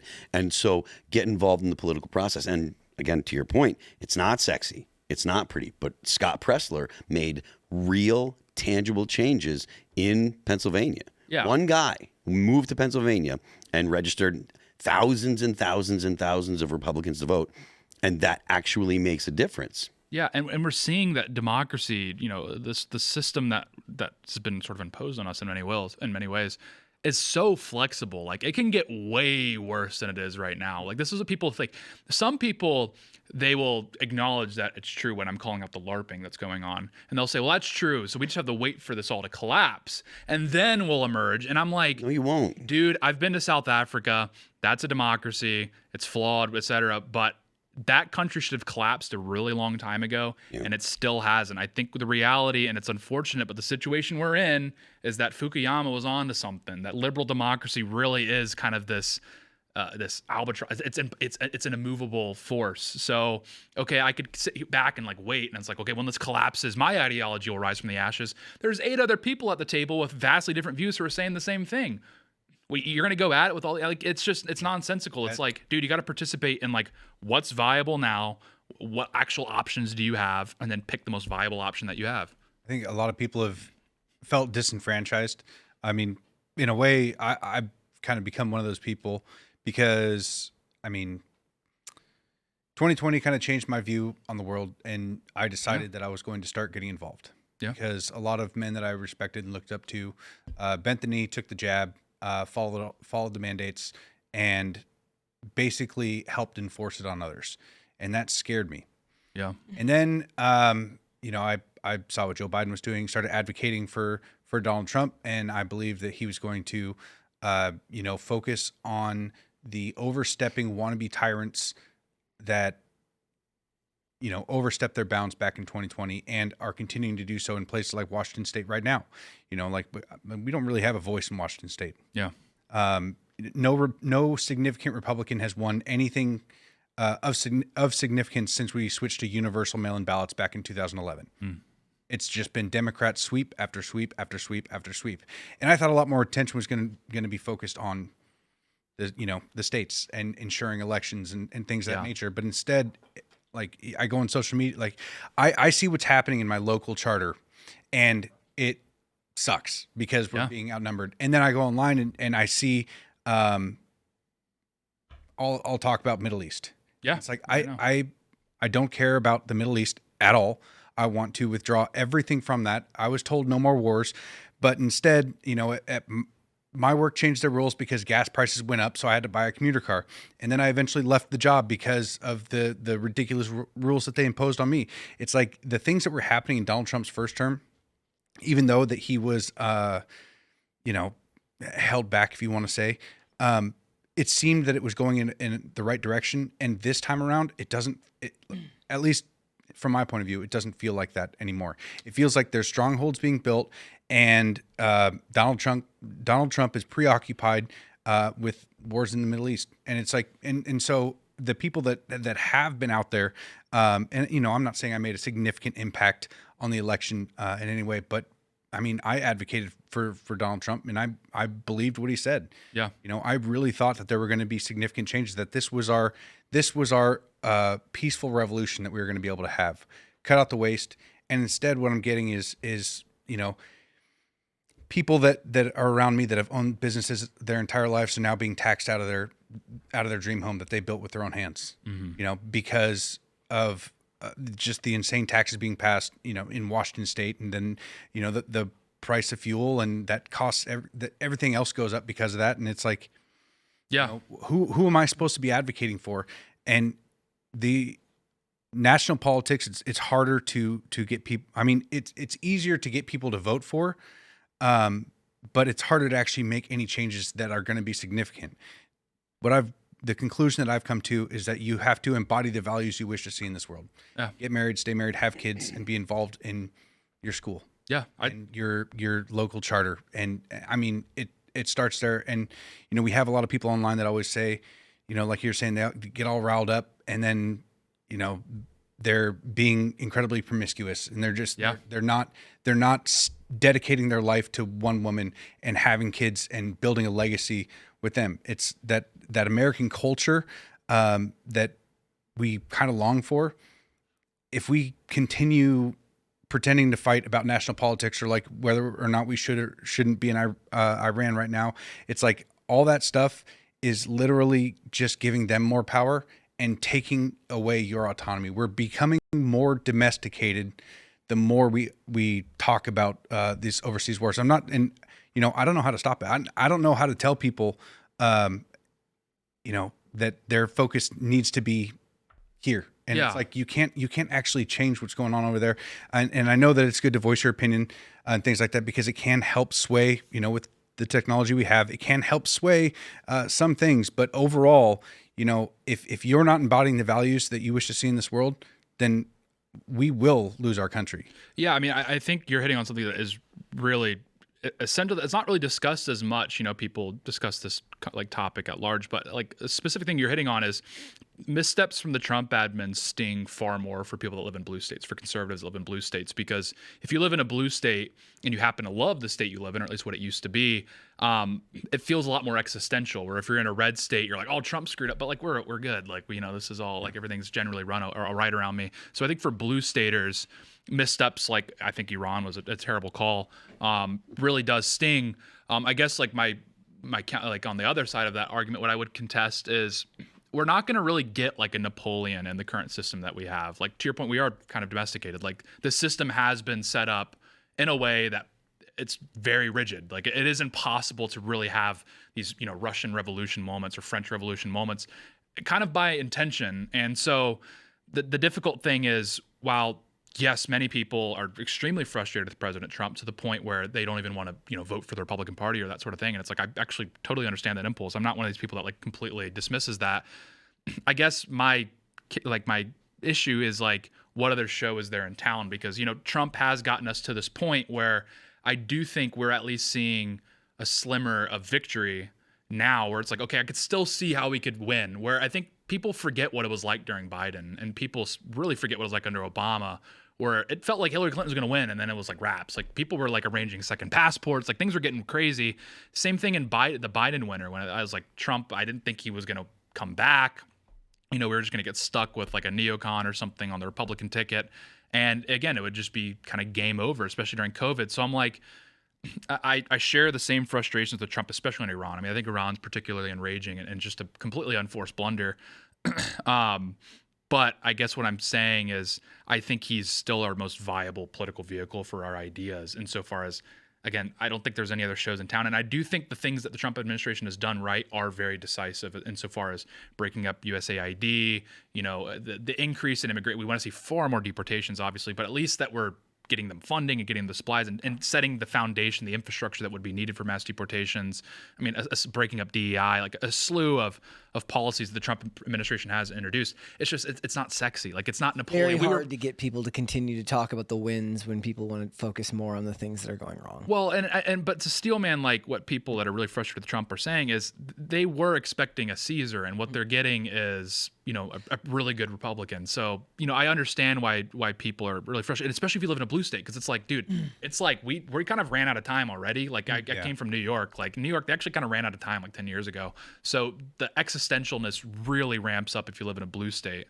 Well, and not just that, like thinking about my children's future. 2016 is when Trump entered office, and the national debt was, let's see, January of 2017, it was maybe $19 trillion. Yeah. And now we're almost at 40 trillion. Yeah. And Trump has been in office for 5.5 out of those 10 years. Yeah. So the majority of the time he's been in office. And what I see is that regardless of what I feel is a win right now, we're still robbing wealth from our children. Yeah. Like there's no way around it. And I don't know how to correct that as of yet. But I mean, yeah, we do get some wins here and there, but those wins are coming at the expense of the wealth of our children. Well, the national debt is an interesting one because, you know, the only ways to fix the national debt situation, which I totally agree. The only solutions for the national debt, I should say, are completely politically unviable because over half of our spending is, you know, Medicare, Medicaid, Social Security. You even threaten to touch Social Security, you're done. Politically, you're done. Because it's a boogeyman even if you don't say it. Exactly, dude. Like Democrats will literally hit Republicans over the head with this all the time because they understand that the elderly, in many ways, are one-issue voters. A lot of them, they will claim they weren't, but they are. Is that as soon as they come after, you know, your Social Security or your Medicaid, whatever you name it, they get really animated. So, like, the ultimate way to really chip away at our debt is we shouldn't be spending half of our budget on this. This is insane. No. The military budget, I think, could be shrunk a little bit, but I would say back down to like $800 billion, which is still a good amount of spending. But as far as like what's taking, you know, what is continuing this debt cycle, what is causing us to spend more than we're taking in, it is these massive welfare systems that we have. And people will hit on like low income welfare, and it's like that's a problem. But the main problem, because no one wants to talk about it, is Social Security, is Medicaid. To your point, like Medicare, it's a political non-starter because the most reliable voting bloc in the United States is elderly people, is old people. And they're the ones that have, you know, they'll swear up and down, oh, well, I paid into this and I get this money because this is my money that I'm getting back. And the average person gets like something like, you know, 10 times the amount of money that they ever put in from Social Security. Yeah. And so the idea that, I mean, that's why I think that so many people on both the left and the right, like they've stopped thinking about fiscal responsibility because it's just something that you hear politicians talk about to get you to vote, right? Even Donald Trump. I didn't feel like that was something he was even pushing. Like in his first term, he talked about balancing the budget. I mean, but every president says that, but they can't. That's politically impossible. But the point that I'm making is even on the right now, you've got people that are like, you know, they think, well, we shouldn't have social programs for immigrants, but we should definitely have social programs for Americans or do something for Americans.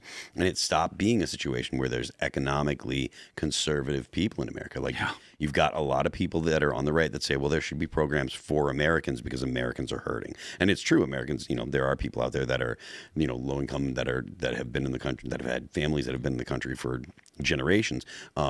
But there's no longer an appetite to vote for people that say, oh, we've got to do something about the budget. We've got to do something about the spending. It is political kryptonite.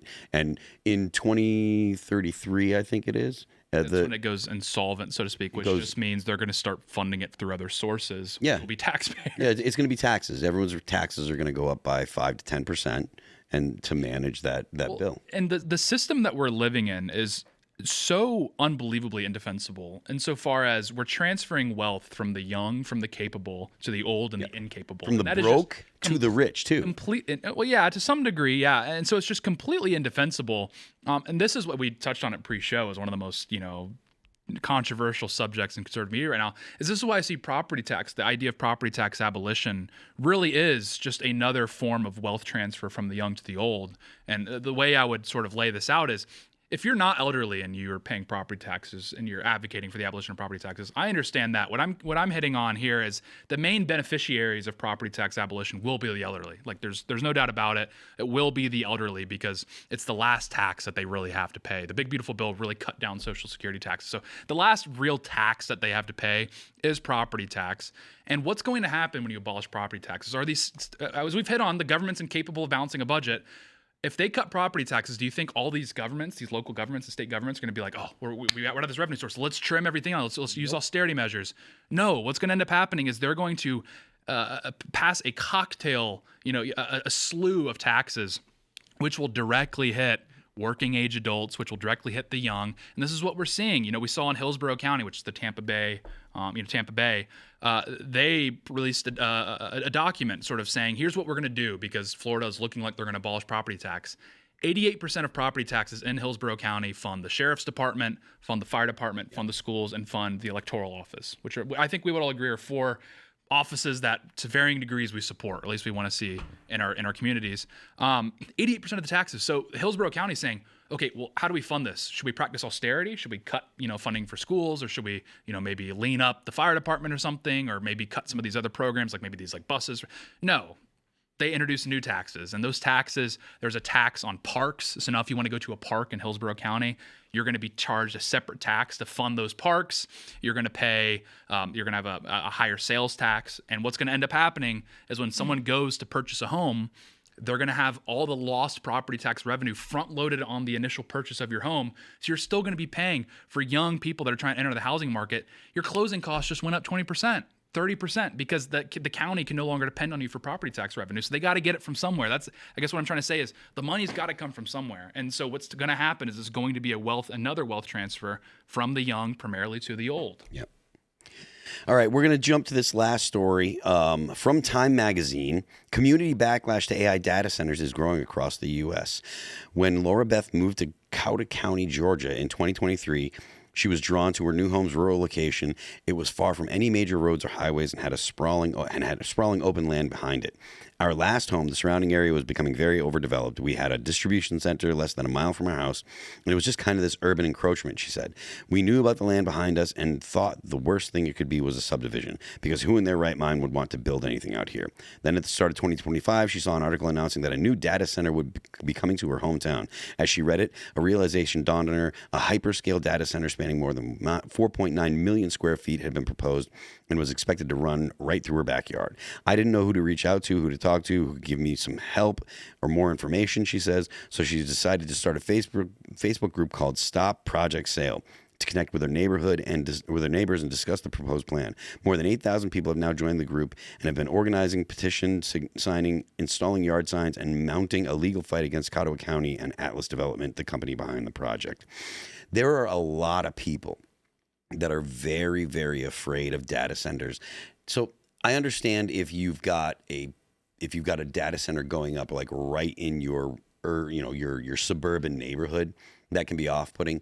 But overall, the fear that I hear from people about data centers, they're like, oh, they're going to take up all the water, and they're going to charge your electricity costs are going to go up.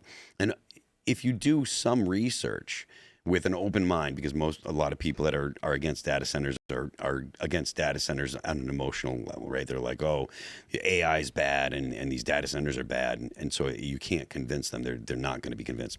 But if you do some research with an open mind, the idea that data centers use up water is just totally wrong. Like it's a closed system usually.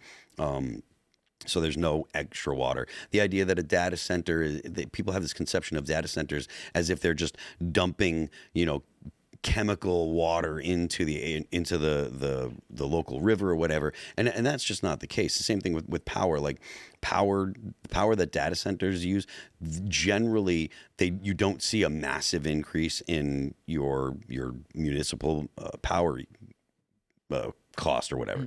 So were you going to say something? No, I say, where does the misnomer come from? Where does the misconception come from about the water?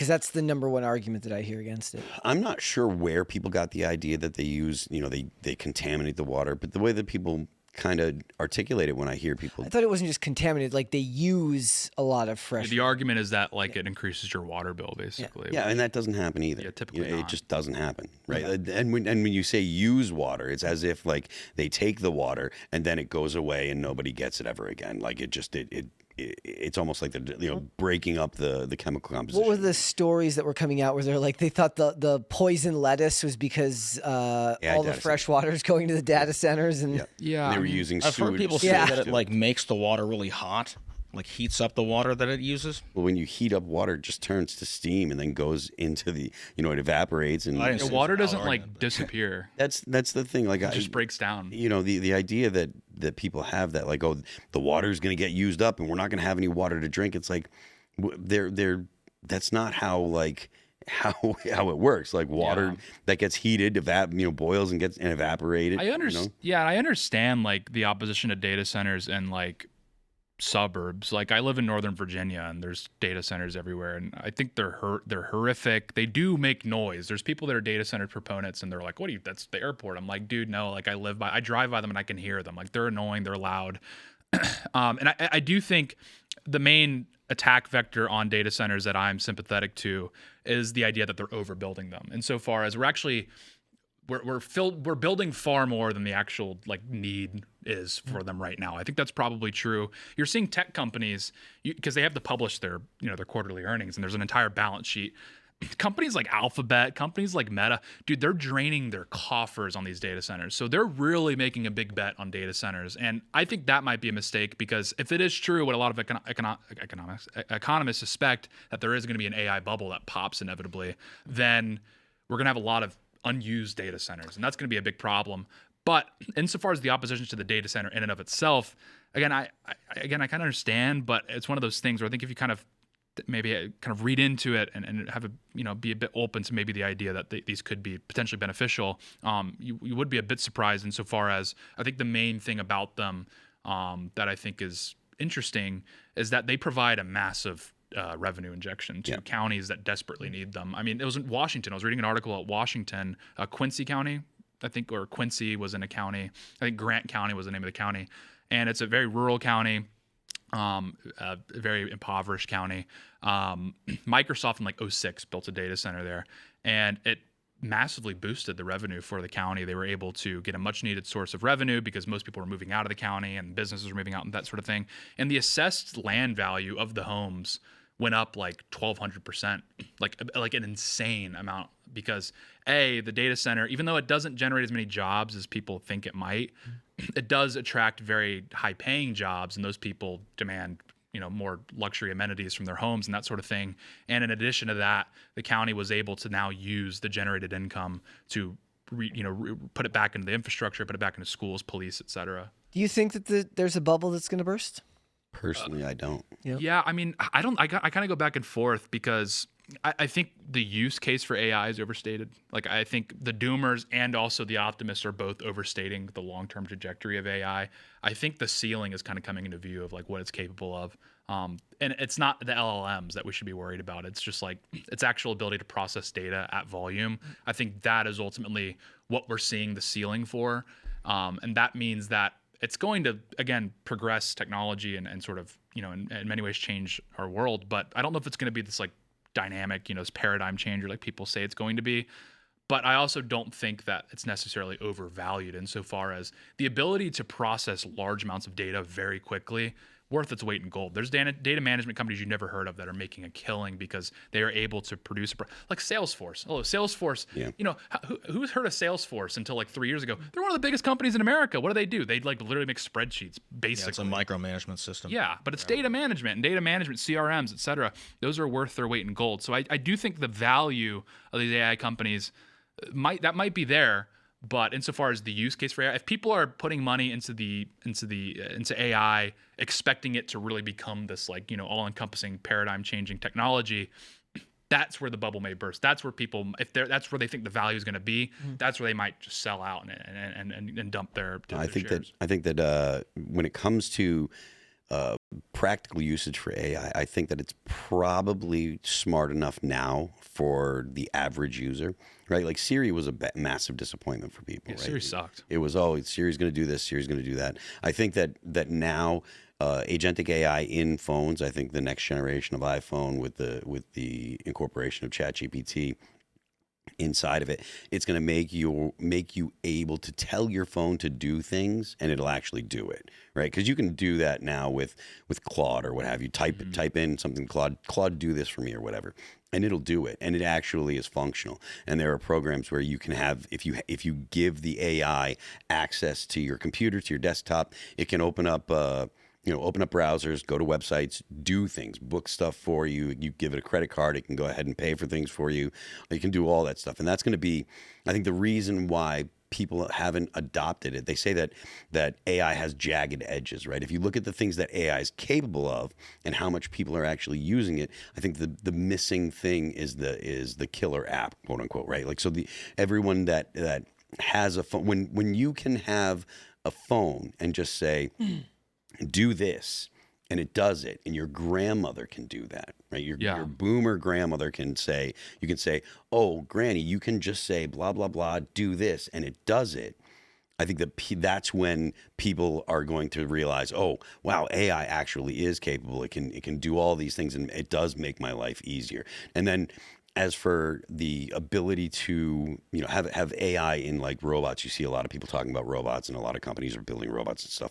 Once the AI is able to, navigate the real world, because right now, everyone knows I got a Tesla and it does the full self-driving thing. And I'm like, very rarely do I drive anymore. I just get in and I type in the address and it does it all for me.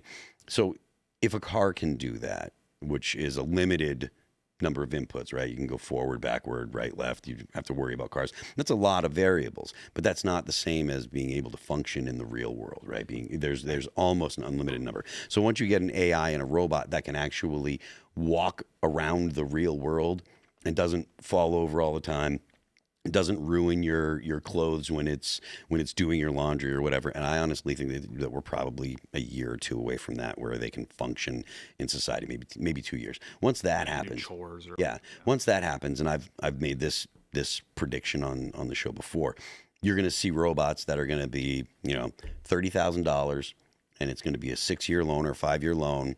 And it's going to be at 7, 8, 9% for the loan, just like a car. And people are going to say, do I want to get a second car to go and take me to my job or what have you? Or do I want to get a robot that can do a bunch of things around the house and save me time? And I think that people are really going to start getting into that.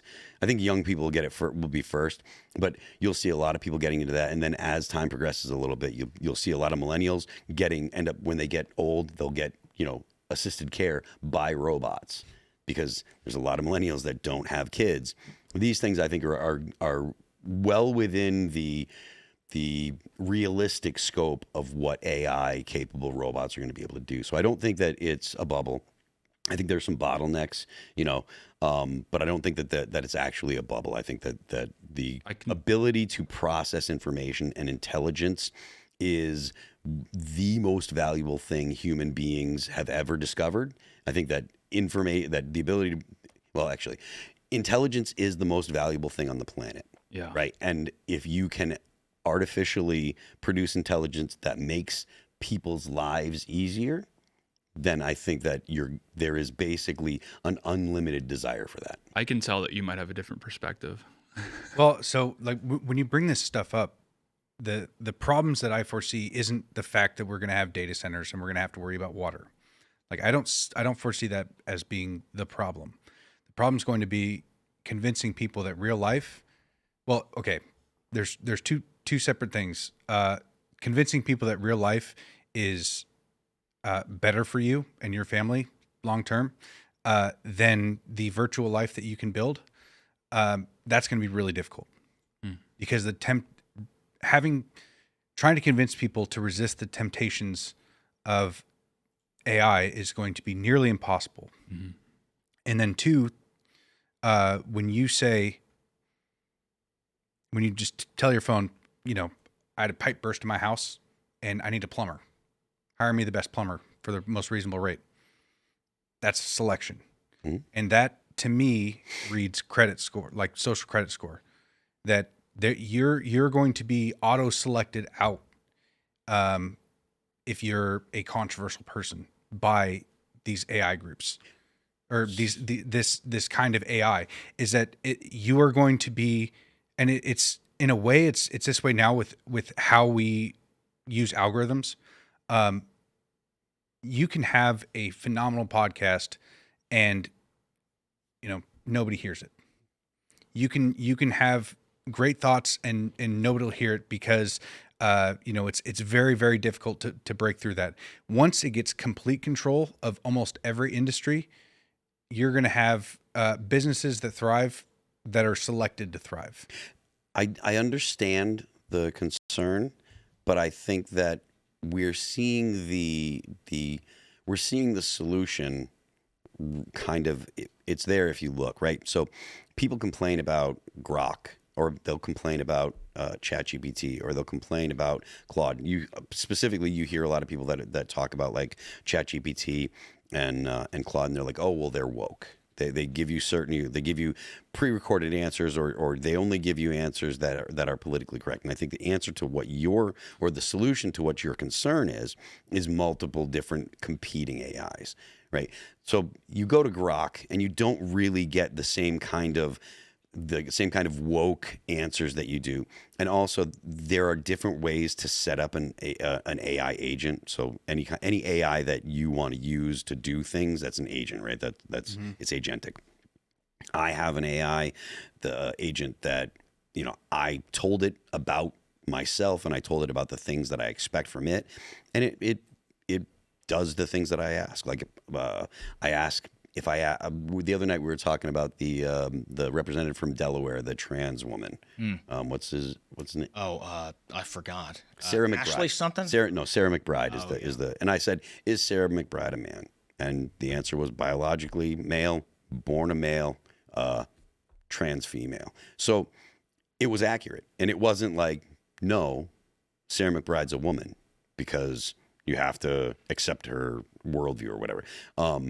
So the ability to have an AI that doesn't do things like you said, like, worry about social credit scores, that is being hashed out right now. And that's one of the things that, whether or not you're a fan of Elon Musk, that's one of the things that Grok, he's trying to make sure that Grok doesn't do. And, the people that work at Anthropic, right, they're all very, very left-leaning, very, very woke. And Claude is a reflection of that same kind of thing with ChatGPT. But if you go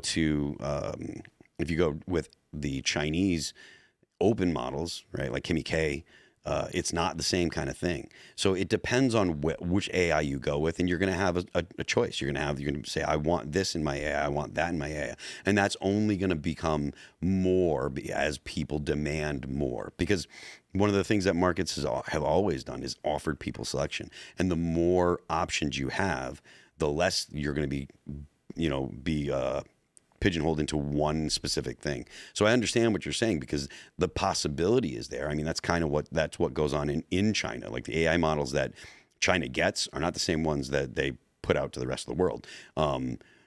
That is what happens in China. But as long as there's a market where you have competing AIs, there's going to be people that are going to say, hey, I don't want this from an AI. I want an AI that does this, does that. Well, I think, Nate, you made a really interesting point, which was, I don't know if people will be able to resist. And I think we kind of touched on earlier with some of our previous conversations that seemingly people cannot resist the urge to smooth out their life insofar as to remove potential obstacles or friction. And I think what you're hitting on is really important there, because that would be maybe my one fear with AI, because while anecdotally I have seen Zoomers specifically almost like I'm a tech optimist, but the way I actually my relationship with technology is almost very like Luddite. Like my phone's really one of the only technologies I have in my home. I prefer my car to have no gizmos or gadgets whatsoever. But I don't know if that's going to be, because I know anecdotally a lot of other people that are ditching their smartphones for dumb phones and that sort of thing. I'm wondering what you think. Do you think there would be a potential reversion? Like, do you think maybe even Gen Alpha might just say, hang on, let's just go back? Or do you think it's kind of inevitable that people just adopt these technologies en masse? I kind of hope that there's going to be a separate economy for people that don't necessarily want to live in that robot world. Yeah. You know, like the divide between city and rural right now. Like there's so many jobs out there that as of now, I can't envision a robot doing anywhere in the near future. Especially with fingers and... Yeah. And not only that, going out, assessing, you know, a property, like a lot of the AI stuff works really well in the city, you know, at distribution warehouses, things of that nature. But like the job that I had for many years was like roadside repair for blowouts and tires. Yeah. And it's a unique job that I don't understand how, and maybe I'm just ignorant, but I don't understand how a robot would be capable of doing, you know, a quarter of the jobs even that you're right. Yeah. that I had. Yeah. And so it's almost like we're going to have separate societies in a way. Yeah. Because there's just going to be the technology people that live in the cities, and then there's going to be the rural people, and hopefully the rural people are going to be able to preserve the American spirit, because a lot of this stuff with the AI technology and having it be capable of doing everything for you that idea has bred you know, planned obsolescence into almost everything, and replacing instead of repairing and maintaining something, which the American spirit was supposed to be. You know, I guess the refrigerator is the best, you know, example that I can give, is that they used to make them to where it was where you could repair it. Yeah. And then it would last 50 years. Now you buy a $3,500 refrigerator and the water stops working in a year. Yeah. And then, you know, in 2 years a seal breaks and your warranty is out right before that. Yeah. And then it's more expensive to repair it than it is to replace it. It's insane because they have to have their tech guy come out and fix it. And so like, I don't want to live in that world. Yeah. That's a great point. Like, and I'm not sure what I would want to give. Like, I'm not sure how much I have to give up. But I'm willing to do it if I can have that separate society. Yeah, that's a good. We're gonna go to Super Chat. So smash the like button, share the show with your friends, tell everybody you know. Head on over to timcast.com, join our Discord, and head on over to rumble.com, become a member so you can watch the after show, which is coming in just a few minutes. But right now we're gonna read your Super Chats. Let's see. Hitman Zarelli says, rogue AI, degenerate culture, war zone cities, LA, Chicago, Seattle, New York, cyber-enhanced people in the future. I think Cyberpunk 2077 is our future. I mean, that's what we were just kind of touching on. But I'm not as black-pilled as a lot of people are. I think that I do think that your point about, you know, there are some jobs that robots aren't going to be able to do for a while. I mean, right now, there aren't really any jobs that humanoid robots can do, right? Like they're still in development. No, there's the teacher that they're introducing to the school on the reservation. Yeah. So so they're just starting now. But you know, I think that eventually you're going to have robots as assistants out on the job to go change tires or to go help people, you know, get people out of a ditch or whatever. And whether or not they completely replace people in every job, I don't think that that's probably going to happen. But I do think that there's going to be a lot of people that are going to they'll go and go to a job and there'll be a human being with the hands almost solved. There's so many jobs that require such unique dexterity that it feels like that's almost there was just a hand that came out last week that I saw videos for, and they're like screwing in light bulbs. Yeah. It's got 20, like the human hand has 27 degrees of mobility, and I think this had like 25. So it's something. All of those problems, all the things that we think robots aren't dexterous enough, robots can't do this, robots can't do that. I think that all of those are solvable problems. Elon Musk likes to say the only no is physics, right? So if human beings can do it, you can figure out how to get a robot to do it. Are they sending teachers into reservations? There is a school. Did you see this article? Yeah, there's a school that has a pilot program where Realbotics has basically their alternative version of a sex doll that has been made into a teacher, and it's a closed system. Kids can't access the internet. And it's on reservation. It's on like a specific school, and they got. Glad we have the native patriot here. This got is the it. perfect guy to ask. Why do they have to heard make this it story? a sex doll? Well, I don't know what reservation it's on. I can't remember, but I did see that. Yeah. And it's it's a way to replace women. Oh man, It really is. I mean, It's not taking the mother, teaching job, but it's like gonna They tag you. Yeah. the wife is supposed to be Drive the back. mother. The wife is supposed to teach, nurture, and help raise the children. And now we're not just going to have the state do it. We're going to have AI do it. It's like They're replacing women. I saw Waymo crash. They're replacing women. Yeah.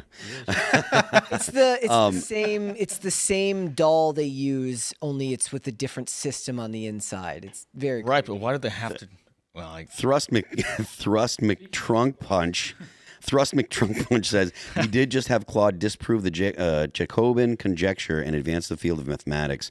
Definitely seems like there's potential in AI. People say that AI isn't capable of creative thought because it's only it learns from the internet, so it can only do things that human beings have done, and so that's kind of where breakthroughs happen is like in human beings because they can think creatively. But I don't think that that's actually the case. babies don't really think creatively, you know. Yeah. And AI is in its baby stage right now.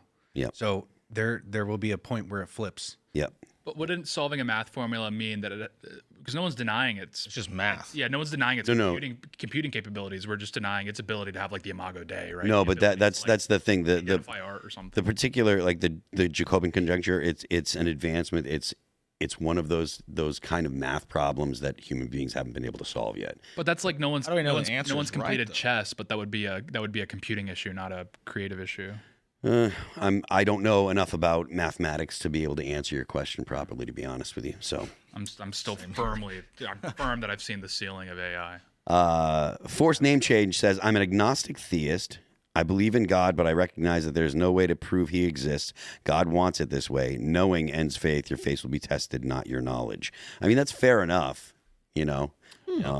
Well, I mean, I think that's one of the more common rebuttals to Christianity is, well, why would God? You know, it's like the the watchmaker, like you make the watch and just let it go and let it cook. But I mean, I don't know. I think because of we're kind of out of time, but because of the fact that humans do possess this like desire for spirituality, that possess this desire to understand where we came from. That's one of the fundamental questions of humanity: is why are we here?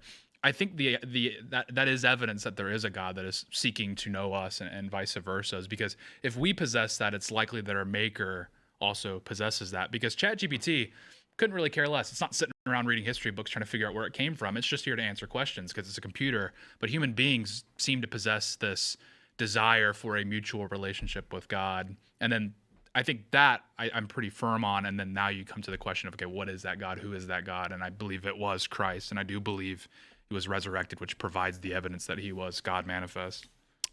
All right, guys. Head on over to Rumble. We're going to do the Rumble after show in just a second. Native Patriot, thank you for joining us. Where can people find you? You can find me at Law Native Patriot on X. Shout out to my wife, Lady Patriot. I know she's watching, so I appreciate that. And the co-creator of the Patriots Prayer Network, Eddie at the Patriots Pray on X. Other than that, you can find me on YouTube on the Can't Be Bought podcast. Let's go. Guys, if you want to follow me, I'm on Instagram and on X at Brett Dasovic on both those platforms. But check out PCC. We are live 5 days a week, Monday through Friday, 3 p.m. Eastern, noon Pacific. Phil will be on tomorrow, and then I will. Yep. And then on Friday, we've got a special 3-hour episode, 2 to 5 p.m. We celebrate every 100 episodes. You have to always take advantage of life and and appreciate it while it's going on. So we celebrate that. So I hope you guys will come and join us over there. Thank you so much for having me. Yeah, you can follow me on X and Instagram at Real Tate Brown, and also shout out to Lady Patriot. We love all Patriots in this, and no super chats about Patriots entering the world. Usually we get a few. We were kind of limited on time. I hope that I didn't miss one. I'm sure there were some other Patriots born tonight, so shout out to them as well. It's my fault. I didn't look closely enough. We were kind of limited on time, but I'm sure we may have had a few. We definitely had enough the other night that we probably are good for a week. So. Anyway, you can follow me at Carter Banks and at Carter Banks Official everywhere else. YouTube at Trash House Records. semi-new song still up there. But yeah, let's get into the after show. Thank you all for coming, and let's continue the convo. All right, I am Phil That Remains on X, and you can check out my Patreon at Phil That Remains. You can check out the band at Apple Music, Amazon Music, Pandora, YouTube, Spotify, and Deezer. Don't forget the left lane is for crime, and we will see you all in the Rumble after show.